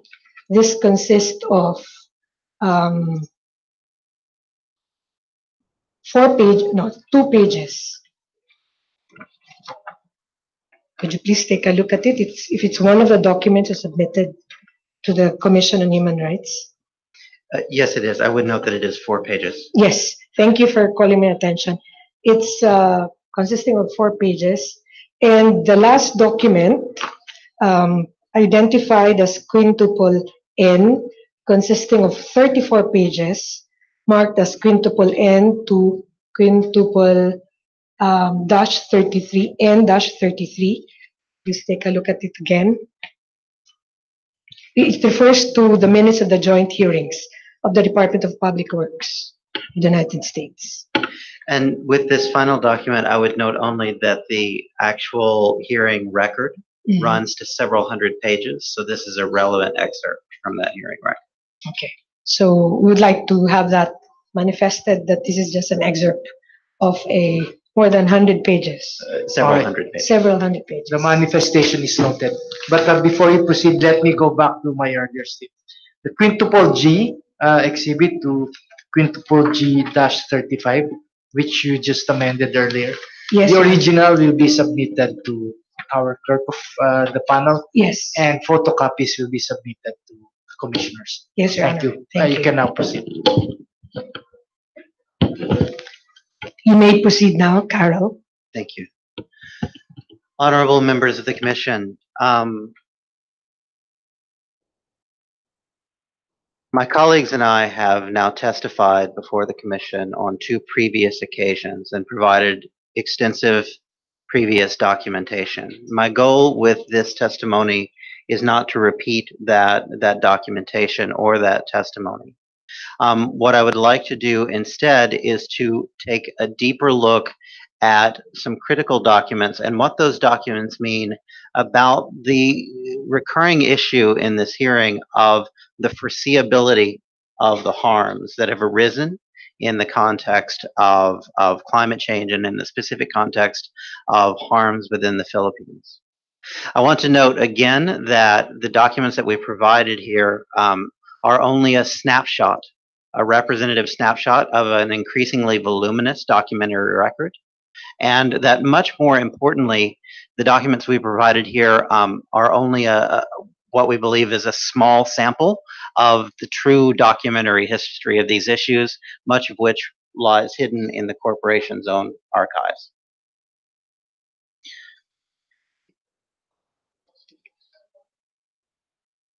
One of the first questions that arises is, were the issues of climate change and more generally the risks of carbon dioxide included in the company's products foreseeable for fossil fuel producers? And when did those risks become foreseeable? As we have previously noted, and as Jeffrey Supran alluded in his own testimony, we can now document clearly that the oil industry was doing its own research into climate relevant issues by no later than 1957, and that by the late 1950s and early 1960s, they had been repeatedly warned about climate from both internal and external sources. But I want to focus on a seminal document in this process that came from the Stanford Research Institute in 1968. Two scientists, Elmer Robinson and Emmett Robbins, submitted a final report to the American Petroleum Institute on the sources, abundance, and fate of gaseous atmospheric pollutants of interest to the oil industry. This was the final report that summarized several years' worth of research at SRI and other organizations on behalf of API. In that report, in a section addressing carbon dioxide in the atmosphere, Robinson and Robbins noted that CO2 emissions are the only air pollutant which has been proven to be of global importance to man's environment on the basis of a long period of scientific investigation. This is 1968. They noted that while there were other possible sources for the additional CO2 that was being observed in the atmosphere at that time, none of those sources seemed to fit the presently observed situation as well as the fossil fuel emanation theory. Well, I realize I'm not forwarding the slides. Sorry. They further recognized that if CO2 levels continue to rise at present rates, it is likely that noticeable increases in temperature could occur, and that changes in temperature on a worldwide scale could cause major changes in the Earth's environment over the next several hundred years, including changes in the polar ice caps. They continued that there seems to be no doubt that the potential damage to our environment could be severe, and that the prospect for the future must be of serious concern. Finally, they noted the irony that with CO2 being the most abundant pollutant coming from fossil fuel production and combustion, that CO2 was being ignored, even though it might be the cause of serious worldwide environmental changes. They observed that past and present studies of CO2 were detailed, and that those studies seemed to adequately present the state of CO2 in the atmosphere. As a result, they noted that what is lacking is the application of these data to air pollution technology and work towards systems in which CO2 emissions would be brought under control. The year was 1968. The following year, Robinson and Robbins prepared a supplemental report, again at the request of the American Petroleum Institute. This report took a far deeper and much more extensive look at CO2, at carbon dioxide science, at climate science, and at the risks involved. This report, I want to acknowledge, highlighted uncertainties to a greater extent than the previous report. Nonetheless, its core conclusions were the same. And even more importantly, it provided far greater substantiation to those core conclusions. Notably, it estimated that fossil fuel combustion at that time accounted for 89% of global CO2 emissions. This goes to the question you raised earlier of the role of fossil fuel combustion as opposed to other sources. The 1969 supplemental report documented the average CO2 emissions to the atmosphere over the preceding century and showed a steady and increasingly dramatic rise in those emissions. And they observed that very nearly half of the CO2 being emitted into the atmosphere was remaining there. Thus, the industry's own scientists documented that emissions were rising. They had been rising for a very long time, that those emissions were coming predominantly from fossil fuel sources, and that at least half of the CO2 entering the atmosphere was not leaving.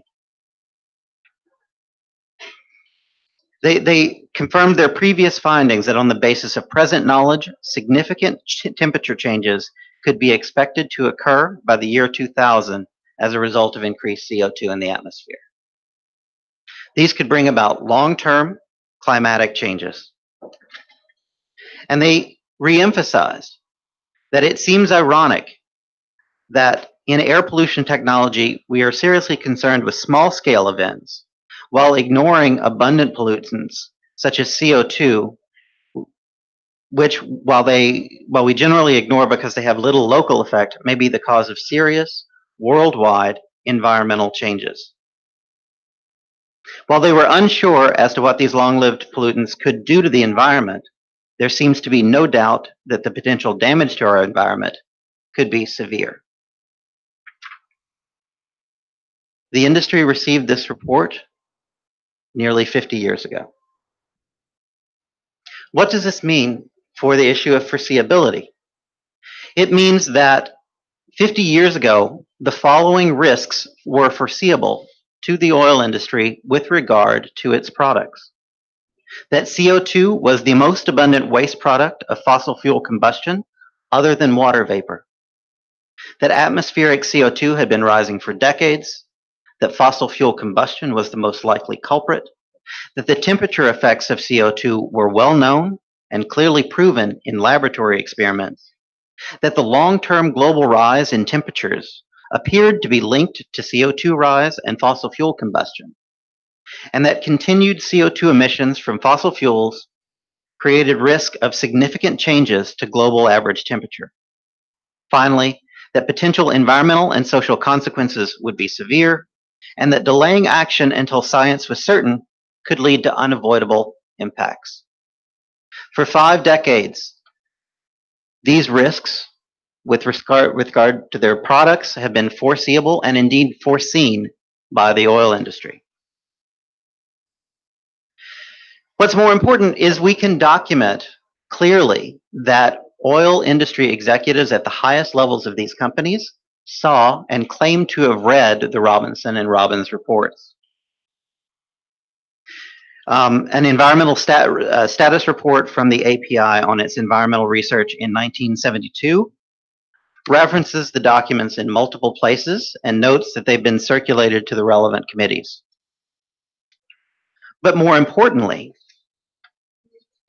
and I will note in this regard that at the time these documents were circulated, many of the current carbon majors were already API members, including Total, Aramco, British Petroleum, Suncor, Conoco, Chevron, Marathon Oil, Shell, and of course ExxonMobil.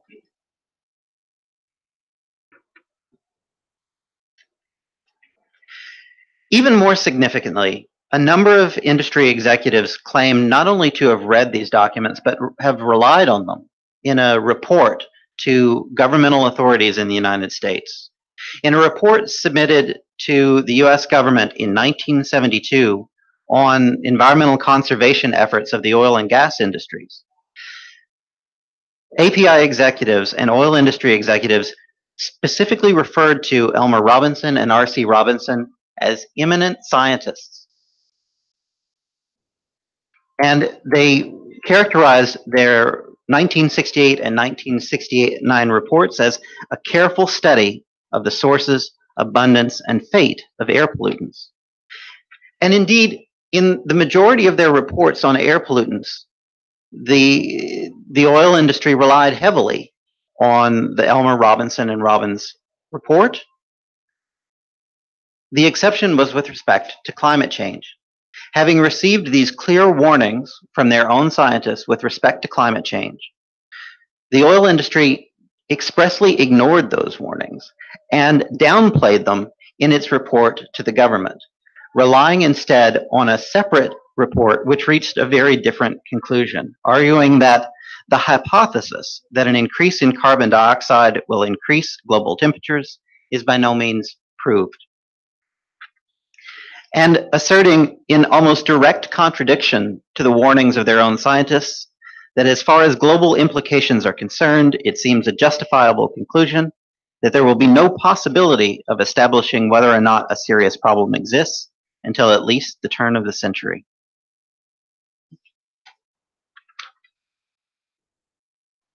In 1972, when this report was issued, the following carbon majors companies claimed to be members of the committees that prepared the report: Mobil Oil Corporation, now ExxonMobil; Gulf Oil, now Chevron; Phillips Petroleum, now ConocoPhillips; Standard Oil of Indiana, now BP; Humble Oil, now ExxonMobil; Texaco, now Chevron; and Shell Oil. By 1982, and as Jeffrey Supran alluded earlier, the companies were explicitly acknowledging the growing scientific consensus in their own internal documents. In 1982, an internal Exxon memo acknowledged the clear scientific consensus regarding the effect of CO2 rise on global temperatures. It acknowledged the unanimous agreement in the scientific community that this would bring about significant change in Earth's weather, climate, and biosphere. A 1988 report, an internal report by Shell, went far further and into far greater detail. Shell's internal study in 1988, entitled The Greenhouse Effect, acknowledged the physical consequences of climate change, including rising sea levels, ocean acidification, changing agricultural patterns, and climatic change. The report also acknowledged potential social, economic, and political consequences of these environmental impacts. Finally, and fundamentally, the Greenhouse Effect report contained a calculation by Shell of its own contribution to historic carbon dioxide emissions, noting that Shell has contributed approximately 4% of the total. This is particularly noteworthy in light of the subsequent work by Rick Heady of the Carbon Majors and others, which have calculated the contributions of these companies to global emissions on a historic basis. The calculations by Shell demonstrate that the methodologies used by Heady are not unlike methodologies that were being applied by the companies themselves, and that allowed the companies to assess their own contributions to this problem on a global scale. In the Greenhouse Effect, Shell concluded that climate change was mainly due to fossil fuel burning and deforestation, and that as a result, CO2 concentrations had already increased some 15% to 340 parts per million by 1988. The most sophisticated geophysical computer models predict that such a doubling could increase the global mean temperature by 1.3 to 3.3 degrees Celsius.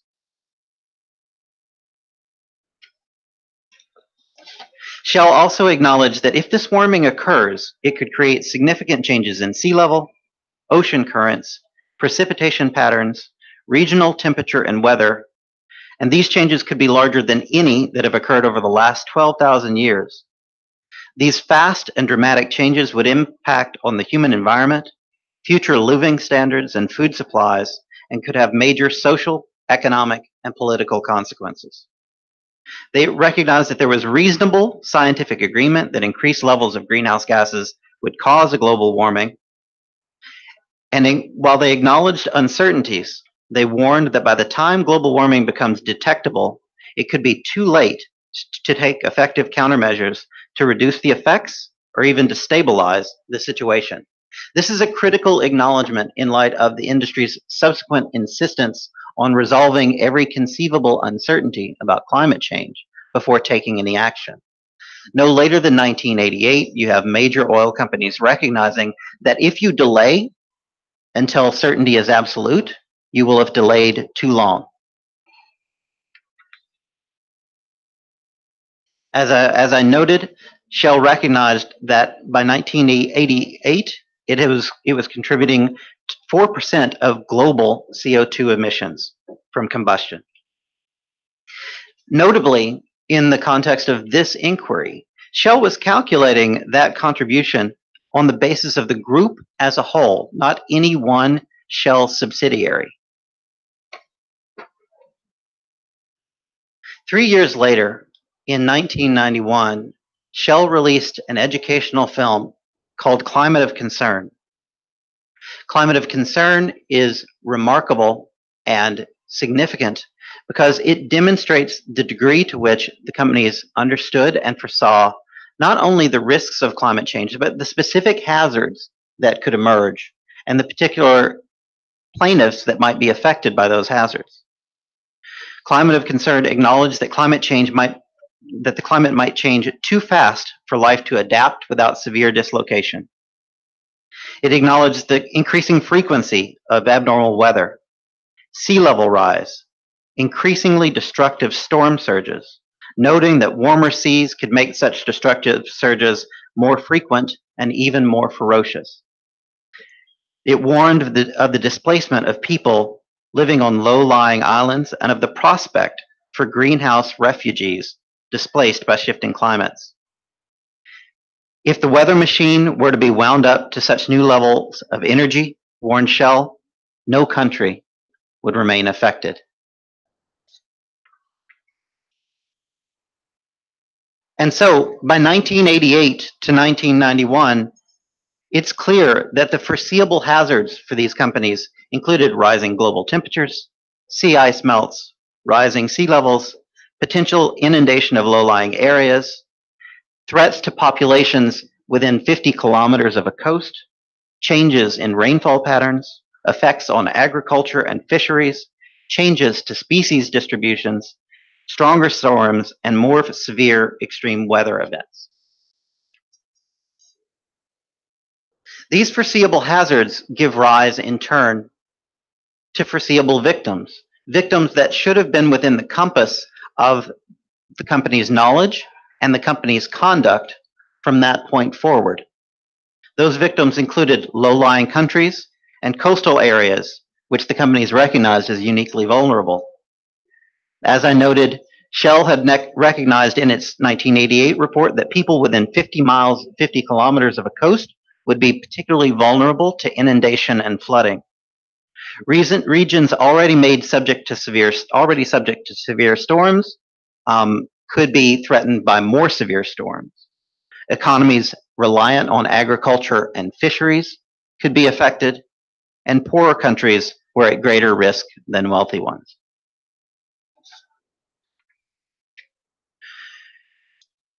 Global warming is not yet certain, Shell acknowledged in 1991, but many think that to wait for final proof would be irresponsible. Action now is seen as the only safe insurance. That recognition in 1991, nearly 3 decades ago, provides a serious basis for inquiry into what conduct Shell and other companies have engaged in the ensuing 3 decades.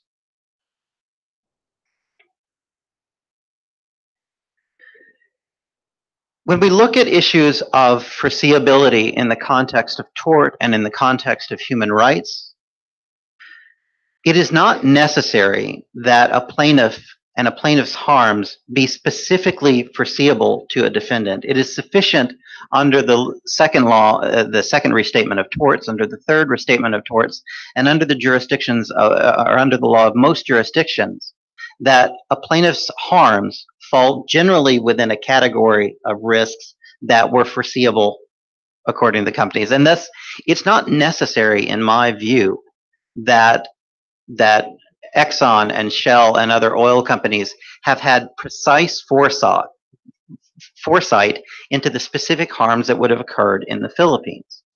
Even though the Philippines, because it's sufficient that the Philippines has low-lying areas in, with coastal areas, economies that are dependent on agriculture and fisheries, and that it lies in extreme storm zones. All of this should have put the companies on notice that the Philippines and similarly situated countries could be affected by climate risks. But the truth is, the companies did have more cause to be aware of the Philippines. Why? Because they have operated in the Philippines, many of them, for a century. That is a century of understanding the Philippines, its geography, its geology, its culture, and its people, and its vulnerabilities. How do we know this?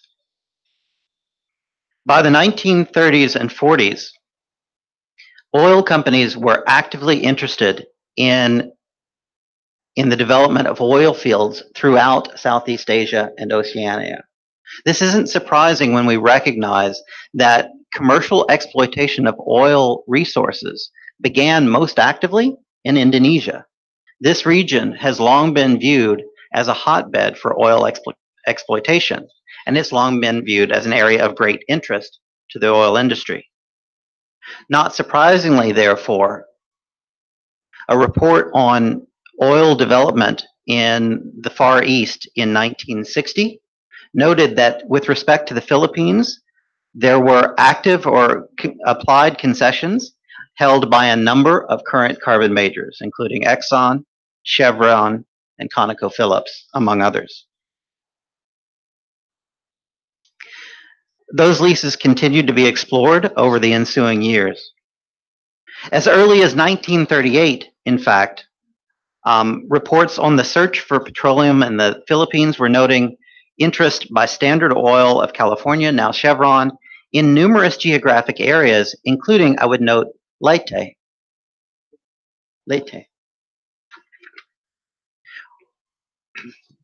Those same reports noted that Standard Oil, Standard Vacuum, now ExxonMobil, had applied with the government to do a geographic assessment of numerous provinces, including Leyte, Cebu, and approximately half of the 114,000 square miles of the Philippines. Why do I reference this? Because that sort of interest gave the companies adequate means of understanding that there were numerous low-lying areas in the country. And indeed, it is those low-lying areas that were often of greatest interest to oil prospectors, because they are often the ones most associated with oil. It shouldn't be surprising then that Esso, Shell, Chevron, Texaco, and others continued to operate actively in this company across the ensuing decades, not only in refining, but in marketing to the Philippines people. And so the question arises, should the people of the Philippines have come within the compass of these companies' concern? Should the citizens and the consumers of the Philippines been foreseeable victims of climate harms? Do we have any evidence that these companies were aware of the geology, the sociology, the economy, and the culture of the Philippines? We do. Were the people of the Philippines foreseeable victims of climate harms? Beyond any doubt, they were, for decades.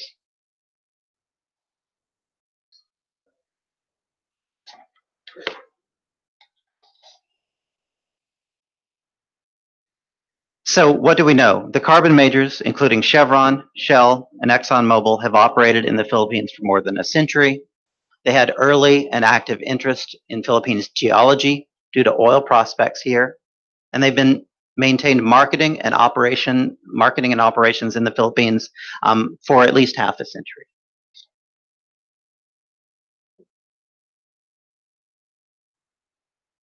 In light of all of this, it is now clear that the hazards to the people of the Philippines and the hazards to people around the world were abundantly clear to the oil industry throughout the past several decades.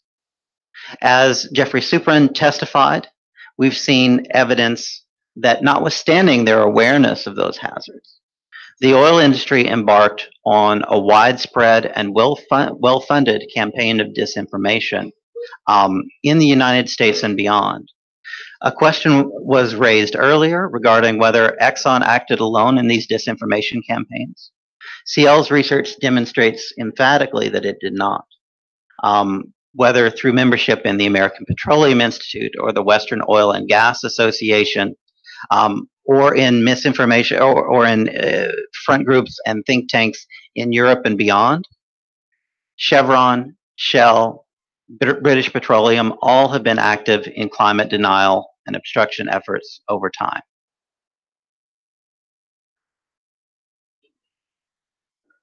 During the course of my last testimony, I was asked to address the role or contribution of the companies in obstructing the deployment of cleaner energy technologies. And so in my final words, I want to say just a bit about that and what we know. I want to emphasize that CL's own work on these issues, CL's own research into the numerous patents these companies held and what they did with those patents is ongoing and in its early stages. Nonetheless, I can share these preliminary findings from our work.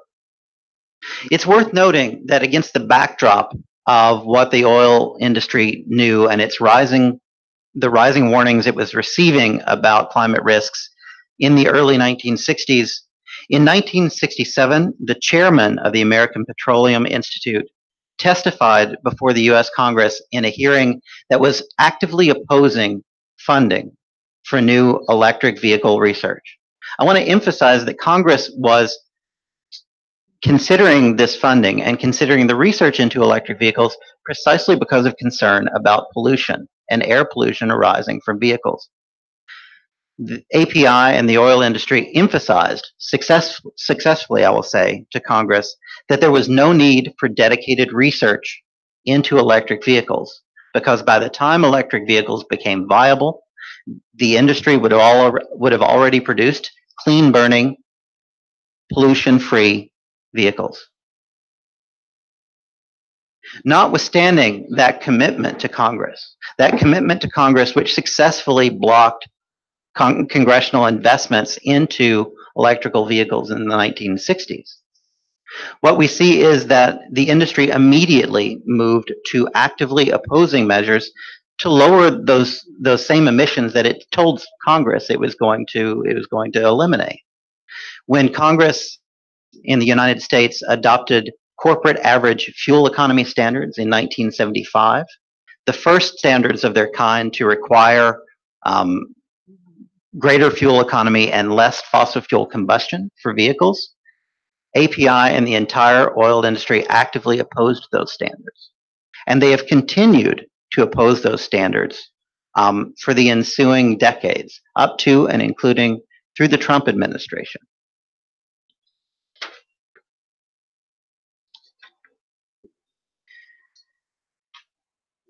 The oil industry has, at the same time, continued to develop or purchase and exercise control over patents in numerous areas of renewable energy.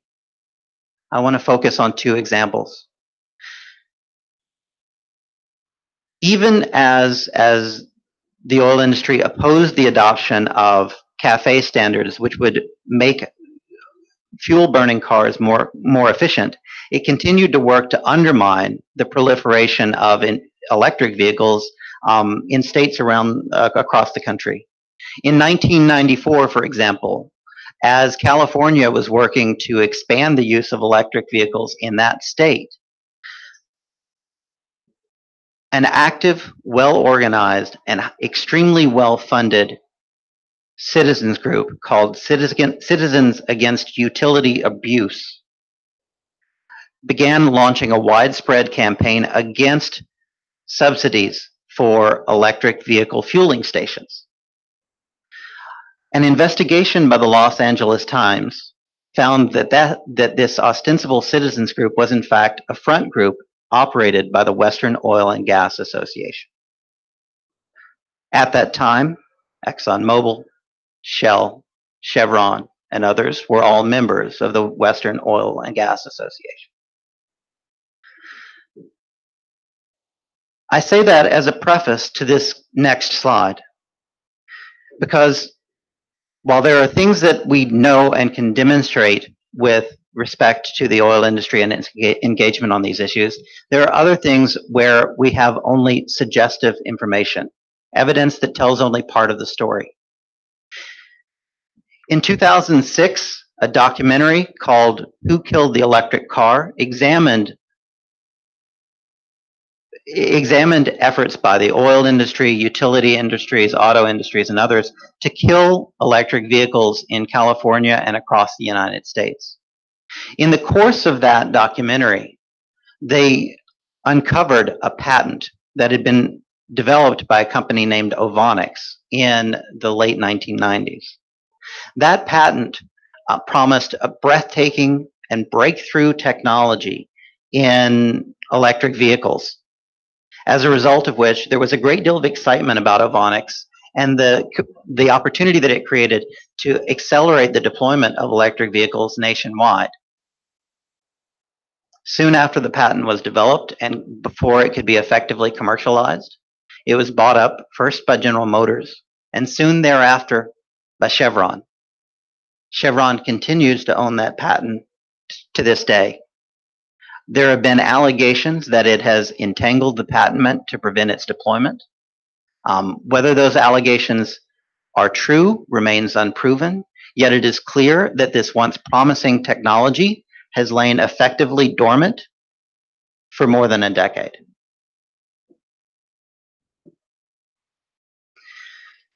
We see a similar trajectory with industry control of the solar industry. Beginning in 1974, the U.S. Congress enacted the Solar Energy Research, Development, and Demonstration Act with the goal of making significant investments in renewable energy research, particularly research into solar energy, and with the goal of accelerating the deployment of solar energy nationwide in the face of an energy crisis.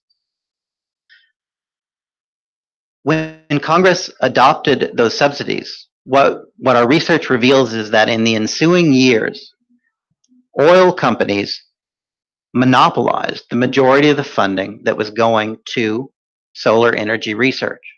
As a result of which, by the late 1980s, oil companies controlled the majority of solar energy production and solar energy patents in the United States.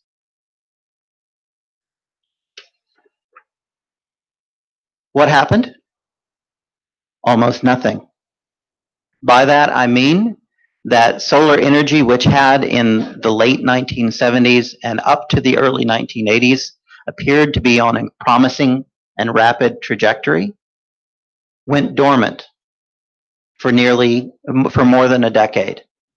What is clear is that when solar energy began to pick up again in the late 1990s and early 2000s, and once again began to spread in deployments, neither the technology nor the cost had changed substantially from where it existed in the late 1980s.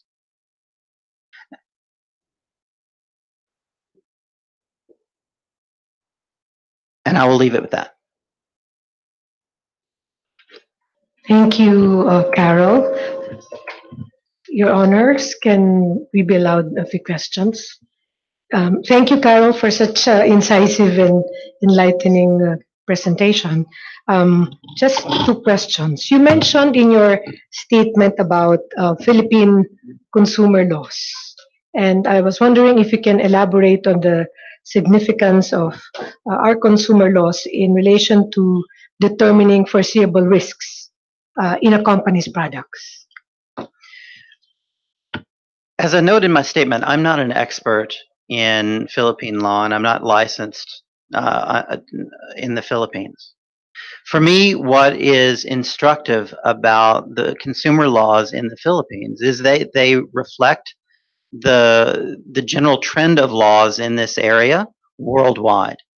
And most notably, the Consumer Act in the Philippines applies strict liability in most circumstances to companies who produce or market a product when harm occurs as a result of the use of that product.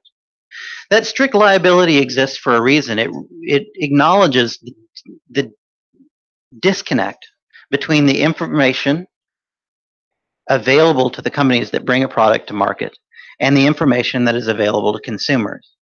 As a result of which, it is recognized that companies are and should be experts in every aspect of their products, whereas consumers have the right and the need to rely on companies for that expertise and to rely that when companies bring something to market, they are guaranteeing that it is safe when used as directed.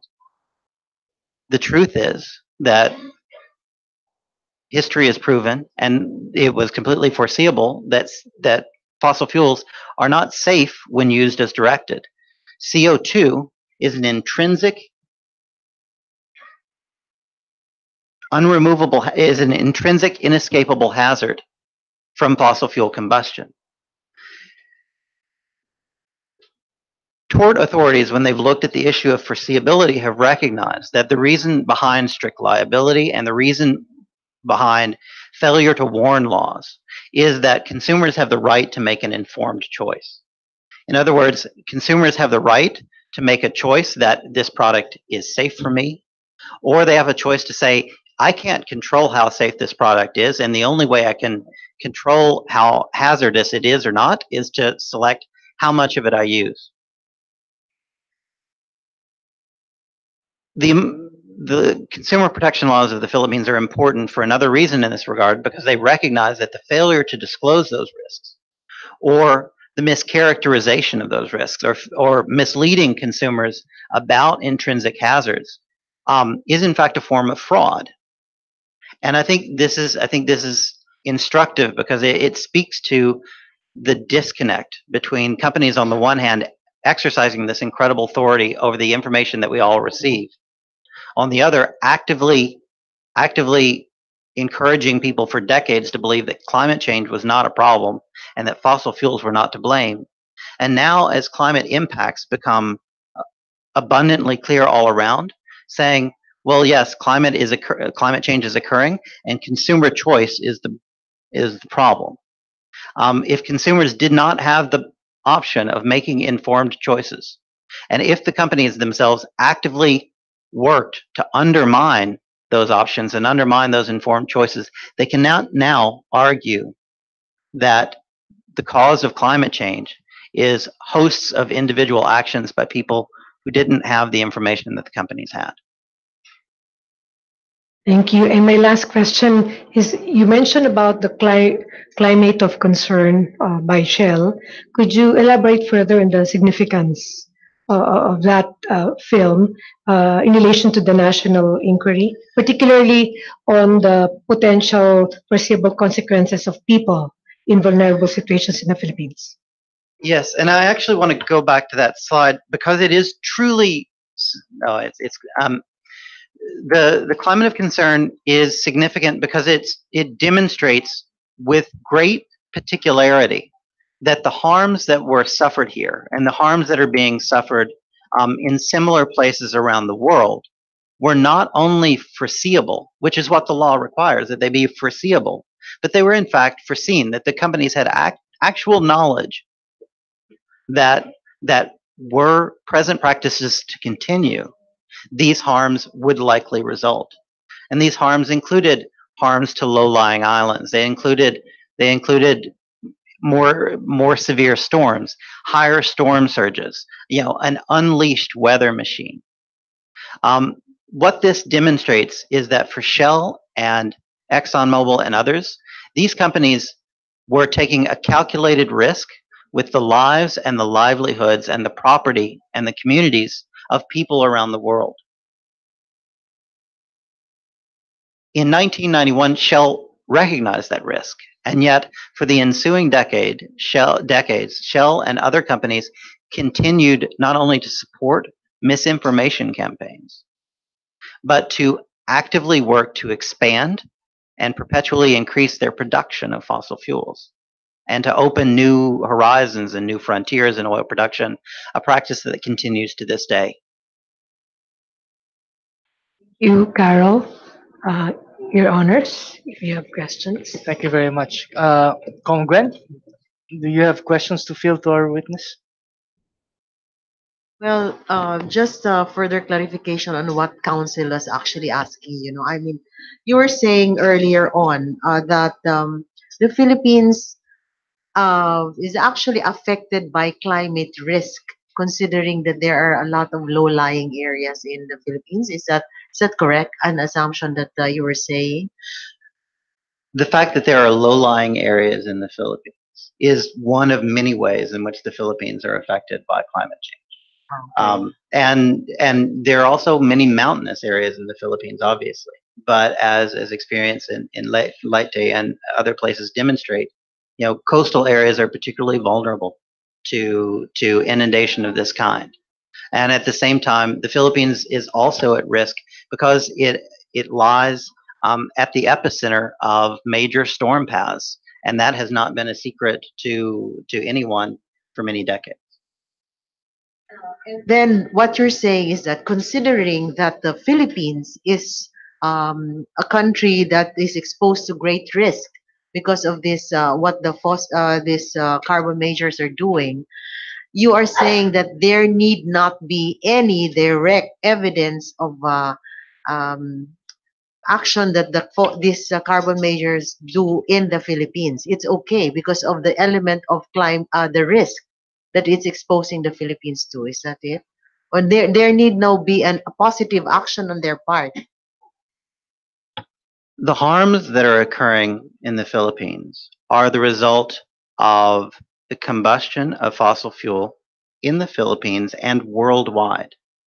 And it is very difficult to disaggregate the combustion of fossil fuels in the Philippines from the combustion of fossil fuels worldwide.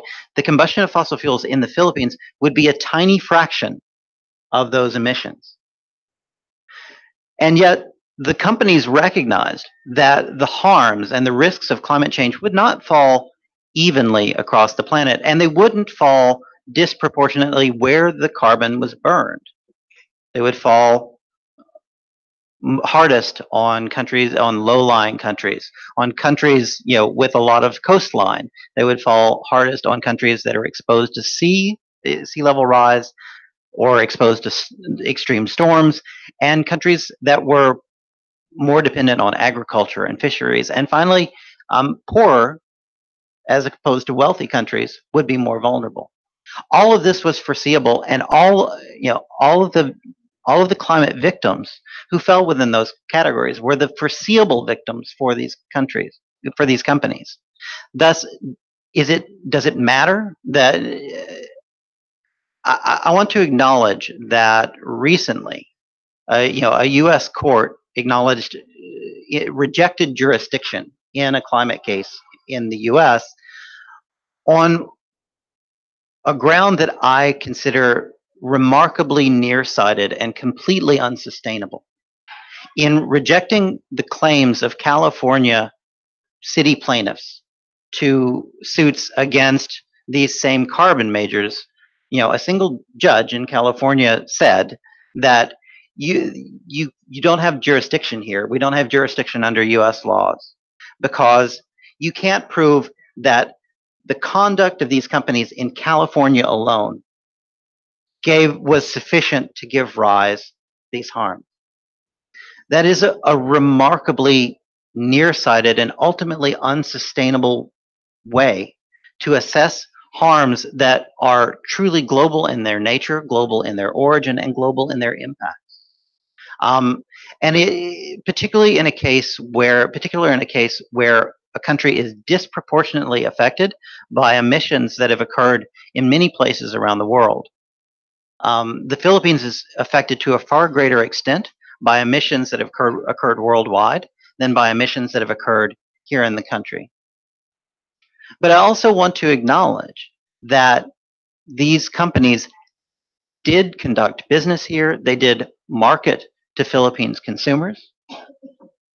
And the question arises, if did they reveal to Philippines consumers the hazards that they didn't reveal to consumers in every other country on the world? If in fact Exxon and Shell can say, and Chevron Texaco can say to the Philippines, well, yes, we sold oil and gas here in the Philippines, but we told you in the Philippines that these were the harms that were going to result. That might be a quite different analysis. But that would be a remarkable deviation from the evidence that we've seen to date.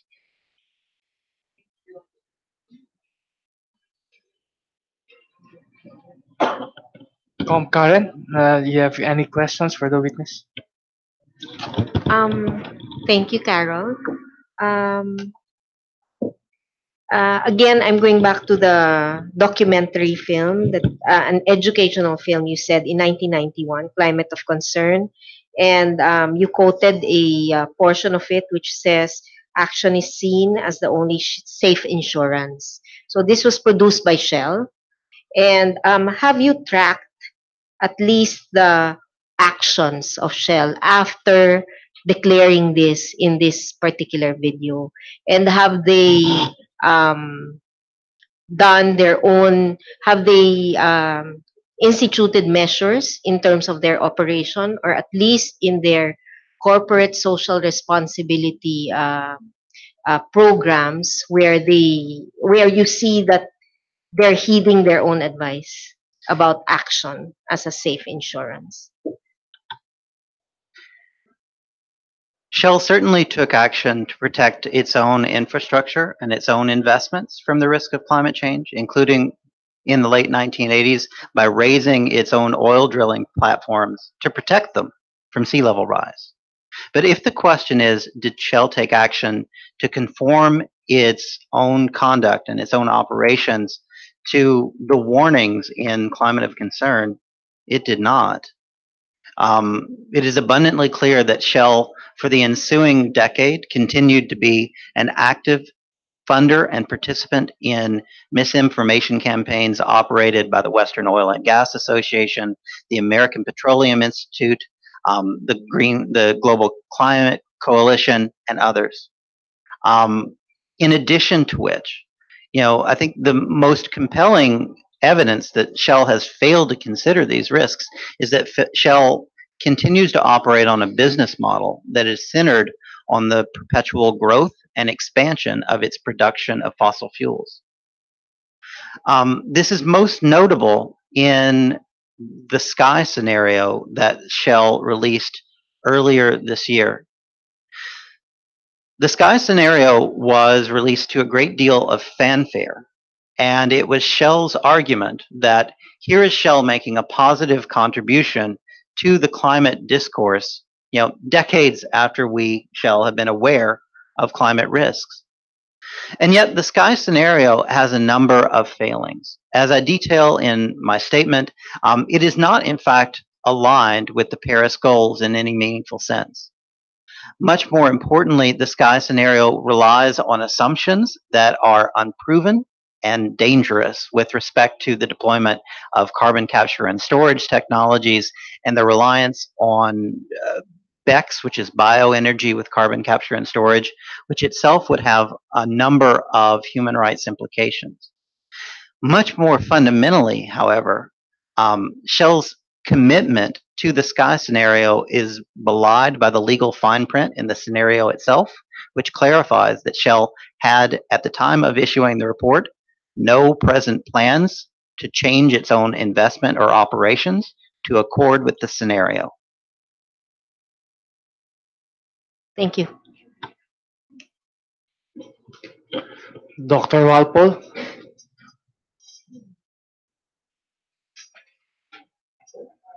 Thank you very much.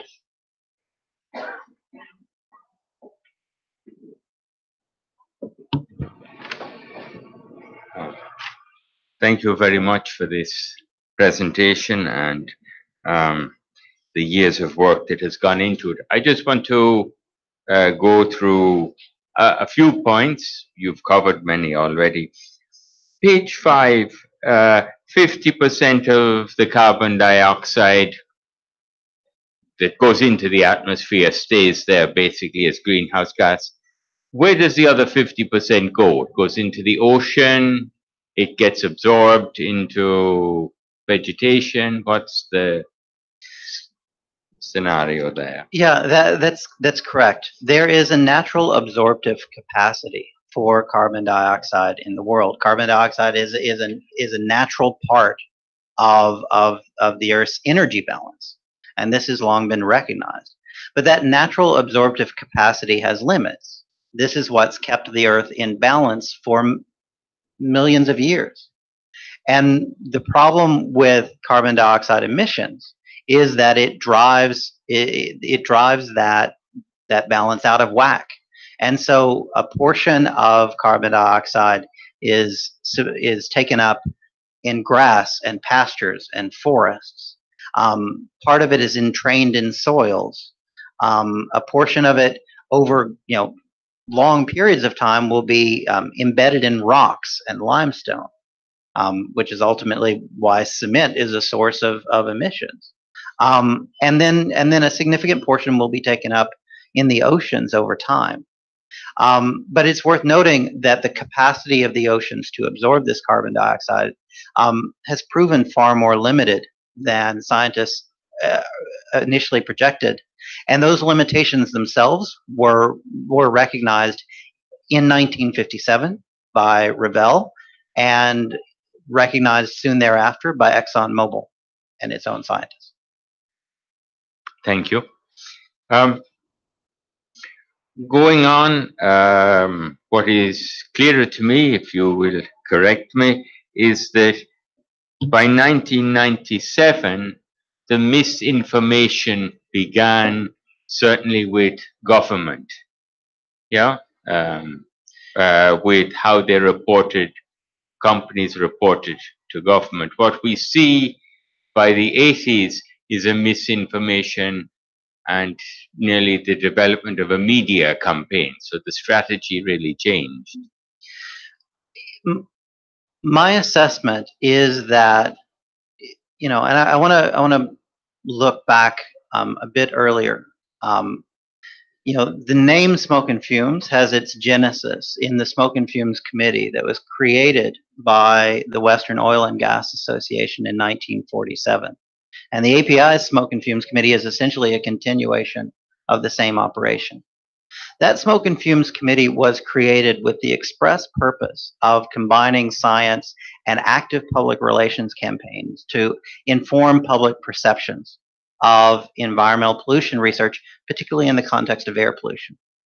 I mention that because our research into the early operations of the Smoke and Fumes Committee on a variety of pollutants, including smog, demonstrate a nearly identical pattern of conduct. From our perspective, this pattern of conduct is largely uninterrupted from the 1940s onward.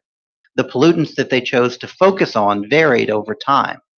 From my perspective, the 1972 communication to the U.S. government, in which the industry on the one hand argued that its scientists were imminent and had done a comprehensive analysis, and on the other refused to share with the government that analysis when it came to climate change, that is deceptive. From the 1980s onward, the industry was funding a variety of groups that were operating misinformation campaigns, primarily targeting the public. But as Jeffrey alluded, also and from very early on, targeting policymakers who were responsible for setting climate relevant policies. And that targeting began certainly by the 1980s. Okay. One last, if I may. I'm putting together what was said earlier on, that Exxon and other corporations' production has dropped since somewhere in the 70s and 80s, if I remember rightly, as Saudi and state or country corporations, as it were, country producers took over. And that certainly has risen to greater heights. So in this process, has there been any discussion or any communication with these other corporations outside of the US?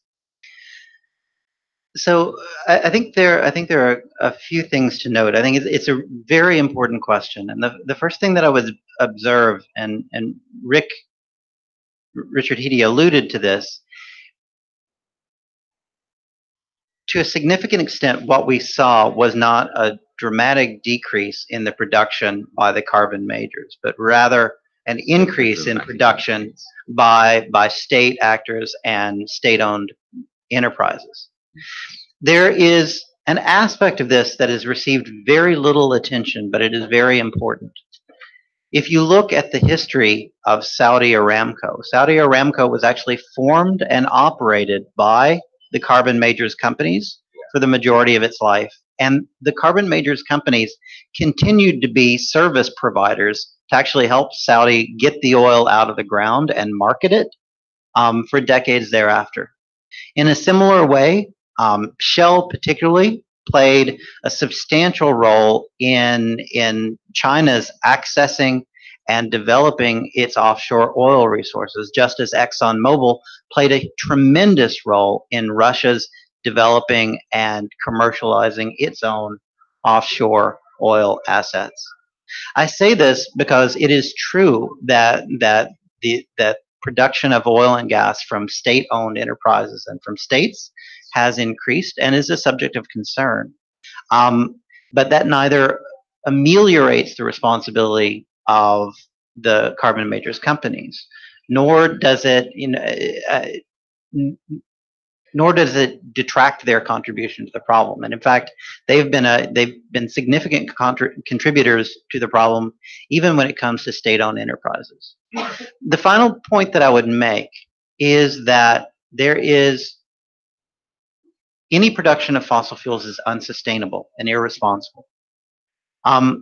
But the position of a private corporation operated for profit is fundamentally different than the position of a state that operates its oil reserves on behalf of an entire people for an array of complex reasons.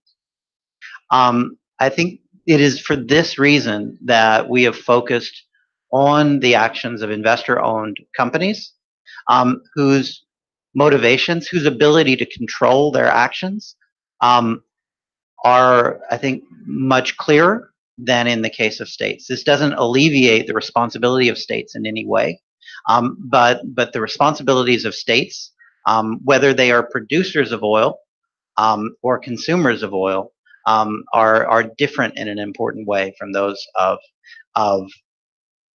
investor-owned corporations. I will say that state-owned enterprises sit in a middle ground, a fact that is made abundantly clear by the litigation risk that faces Saudi Aramco if it were to decide to go public, which it's considered.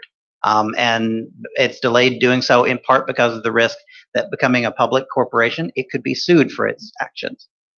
And I will say that there are other state-owned enterprises such as Statoil, where the environmental community and people like myself have engaged very actively with regard to their responsibilities to reduce their investments in production. Thank you. Thank you very much.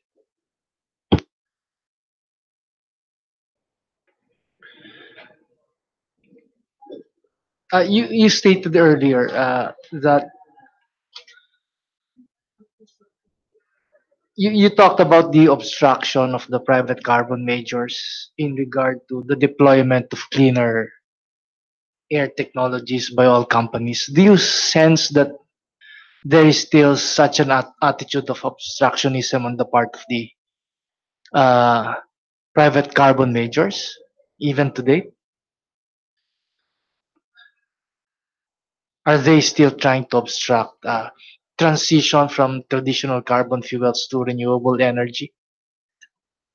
Well, I think one clear example of that is in their continued opposition to stronger fuel efficiency standards. Standards that would make even existing internal combustion engines less polluting. They have opposed very actively.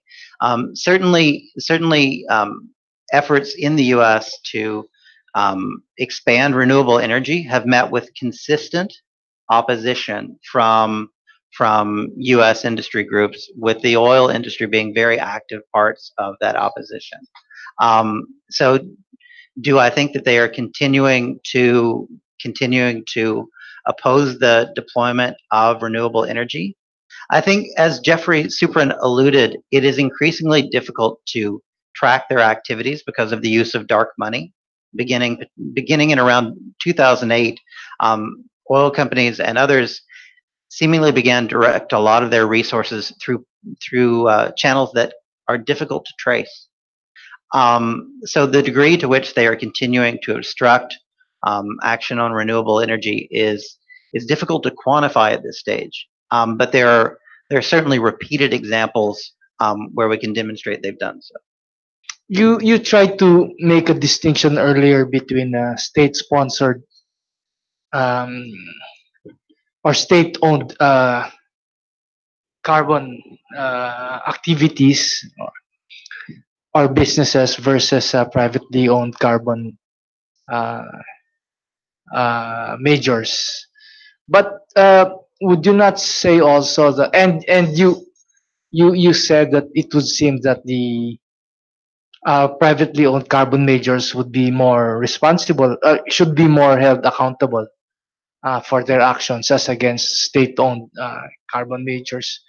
But would you not say that they're equally complicit with the private carbon majors insofar as they allow, even those who do not themselves extract oil from their own territories, because they have allowed these businesses to operate or profit within their jurisdictions? We see around the world where governments are subsidizing fossil fuels, are supporting fossil fuels, that they are increasingly being litigated against in very similar ways. And I think that is completely appropriate. Absolutely. And I think the use of the word complicity is important. In the United States, one of the most important pieces of climate litigation that is going on right now is focused on the U.S. government and the actions of the U.S. government with respect to climate change, the Our Children's Trust litigation. But it's important to note that the oil industry actually sought to intervene as defendants in that case because of their concern that the case threatened their fundamental business model. Much more importantly, many of the core claims in the case rest on the fact that U.S. government agencies and U.S. political actors have, for decades, and in violation of their responsibilities to U.S. citizens and citizens around the world, have actively promoted the production and combustion of fossil fuels. And so, absolutely, where there is government complicity in that conduct, it should be investigated and, where necessary, litigated. My point was simply that the situation of government actors is often distinct from that of private actors. But that distinction doesn't relieve governments of their responsibility with respect to climate change. I have no further questions, councils. What is your pleasure? All your honor for Mr. Carol Moffett. Thank you, Yes. Carol. You can dispense with him. So the witness is now excused. Thank you very much, Mr. Moffett, for your very enlightened discussion on the topic. Your honors, may we be allowed to make a manifestation in relation to the earlier testimony of Mr. Richard Heady with regard to the Greenpeace funding? Okay. We have here attorney Kristen Casper of Greenpeace International to enlighten us with that, Your Honor. So you are calling another witness to the No, witness not in box? the witness stand, Your Honor. Just here for the manifestation, Your Honor. All right. Just here.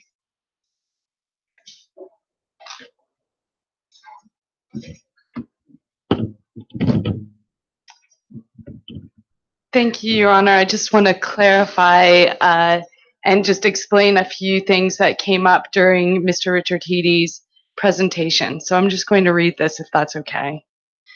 Please go ahead. I understand that Mr. Heady started working on the carbon majors research as early as 2003 or 2004, and Friends of the Earth and Climate Justice Program commissioned the ExxonMobil research in 2004.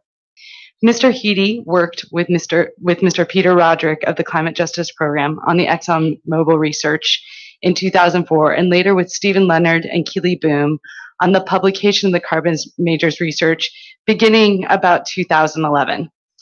As an independent researcher, Mr. Heady submitted an article on the carbon majors to the journal Climatic Change on the 5th of March 2013. This article was accepted by the journal on the 14th of October 2013.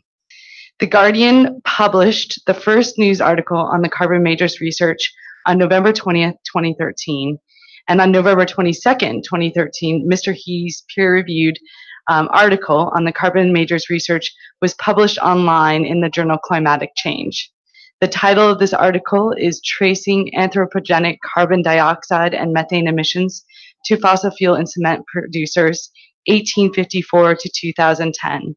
This is marked as VVVV to VVVV14. The Climate Justice Program and Greenpeace International were not involved in the drafting and peer review of this article. Mr. Heady worked as an independent scientist throughout this process. Separately, Greenpeace International and the Climate Justice Program commissioned Mr. Heady to write the Methods and Results report marked as quadruple U to quadruple U-103. Greenpeace International also commissioned a peer review of the Methods and Results report by Ecofys, a leading consultancy on energy and climate matters, to ensure the verification of the methodology and results by an independent third party. Greenpeace offices around the world adhere to very strict quality standards for any research they commission or publish, and the credibility of our efforts depend on independent and robust research. Following the Guardian article, Greenpeace International issued a statement about Mr. Heady's research and released the first version of the Methods and Results report. Greenpeace International also produced a fact sheet to explain the importance of the research to a lay audience, and an updated version of the Methods and Results report.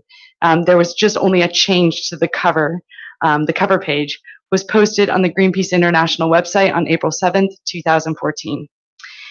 Finally, Greenpeace Southeast Asia invited Mr. Heady to present his research at a human rights and climate change workshop held here at the Commission on Human Rights in May 2015. I hope and trust that that clarifies the situation for you.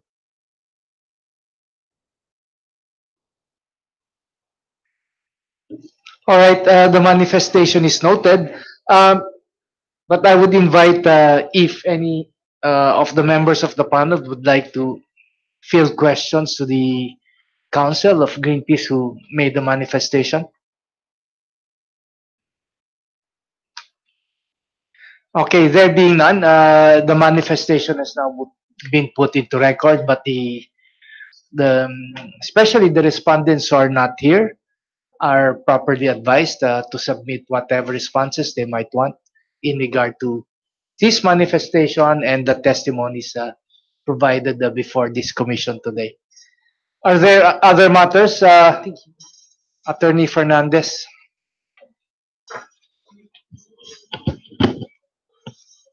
Your Honor, we have... Excuse me. All right, before you proceed, Commissioner Karen has requested that the manifestation read into the records be also put into writing and submitted before the commission. Attorney Fernandez, you may proceed. Your Honor, we have provided the dates and the venues for all the succeeding hearings through the Facebook page of the Commission on Human Rights as well as through other means such as advisories.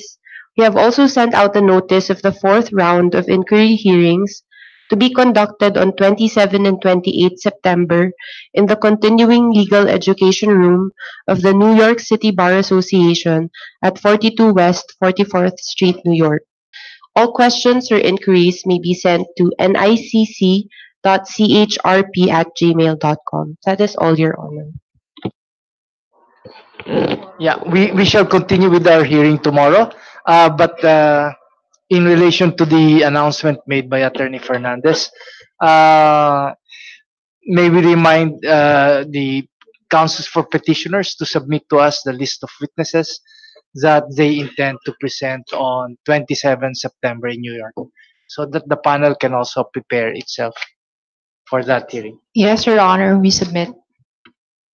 Are there other manifestations, or are there other parties present in this room today who might want to say anything before the panel? There being none, the hearing for today is adjourned, and we will see petitioners tomorrow with your second set of witnesses. Thank you very much.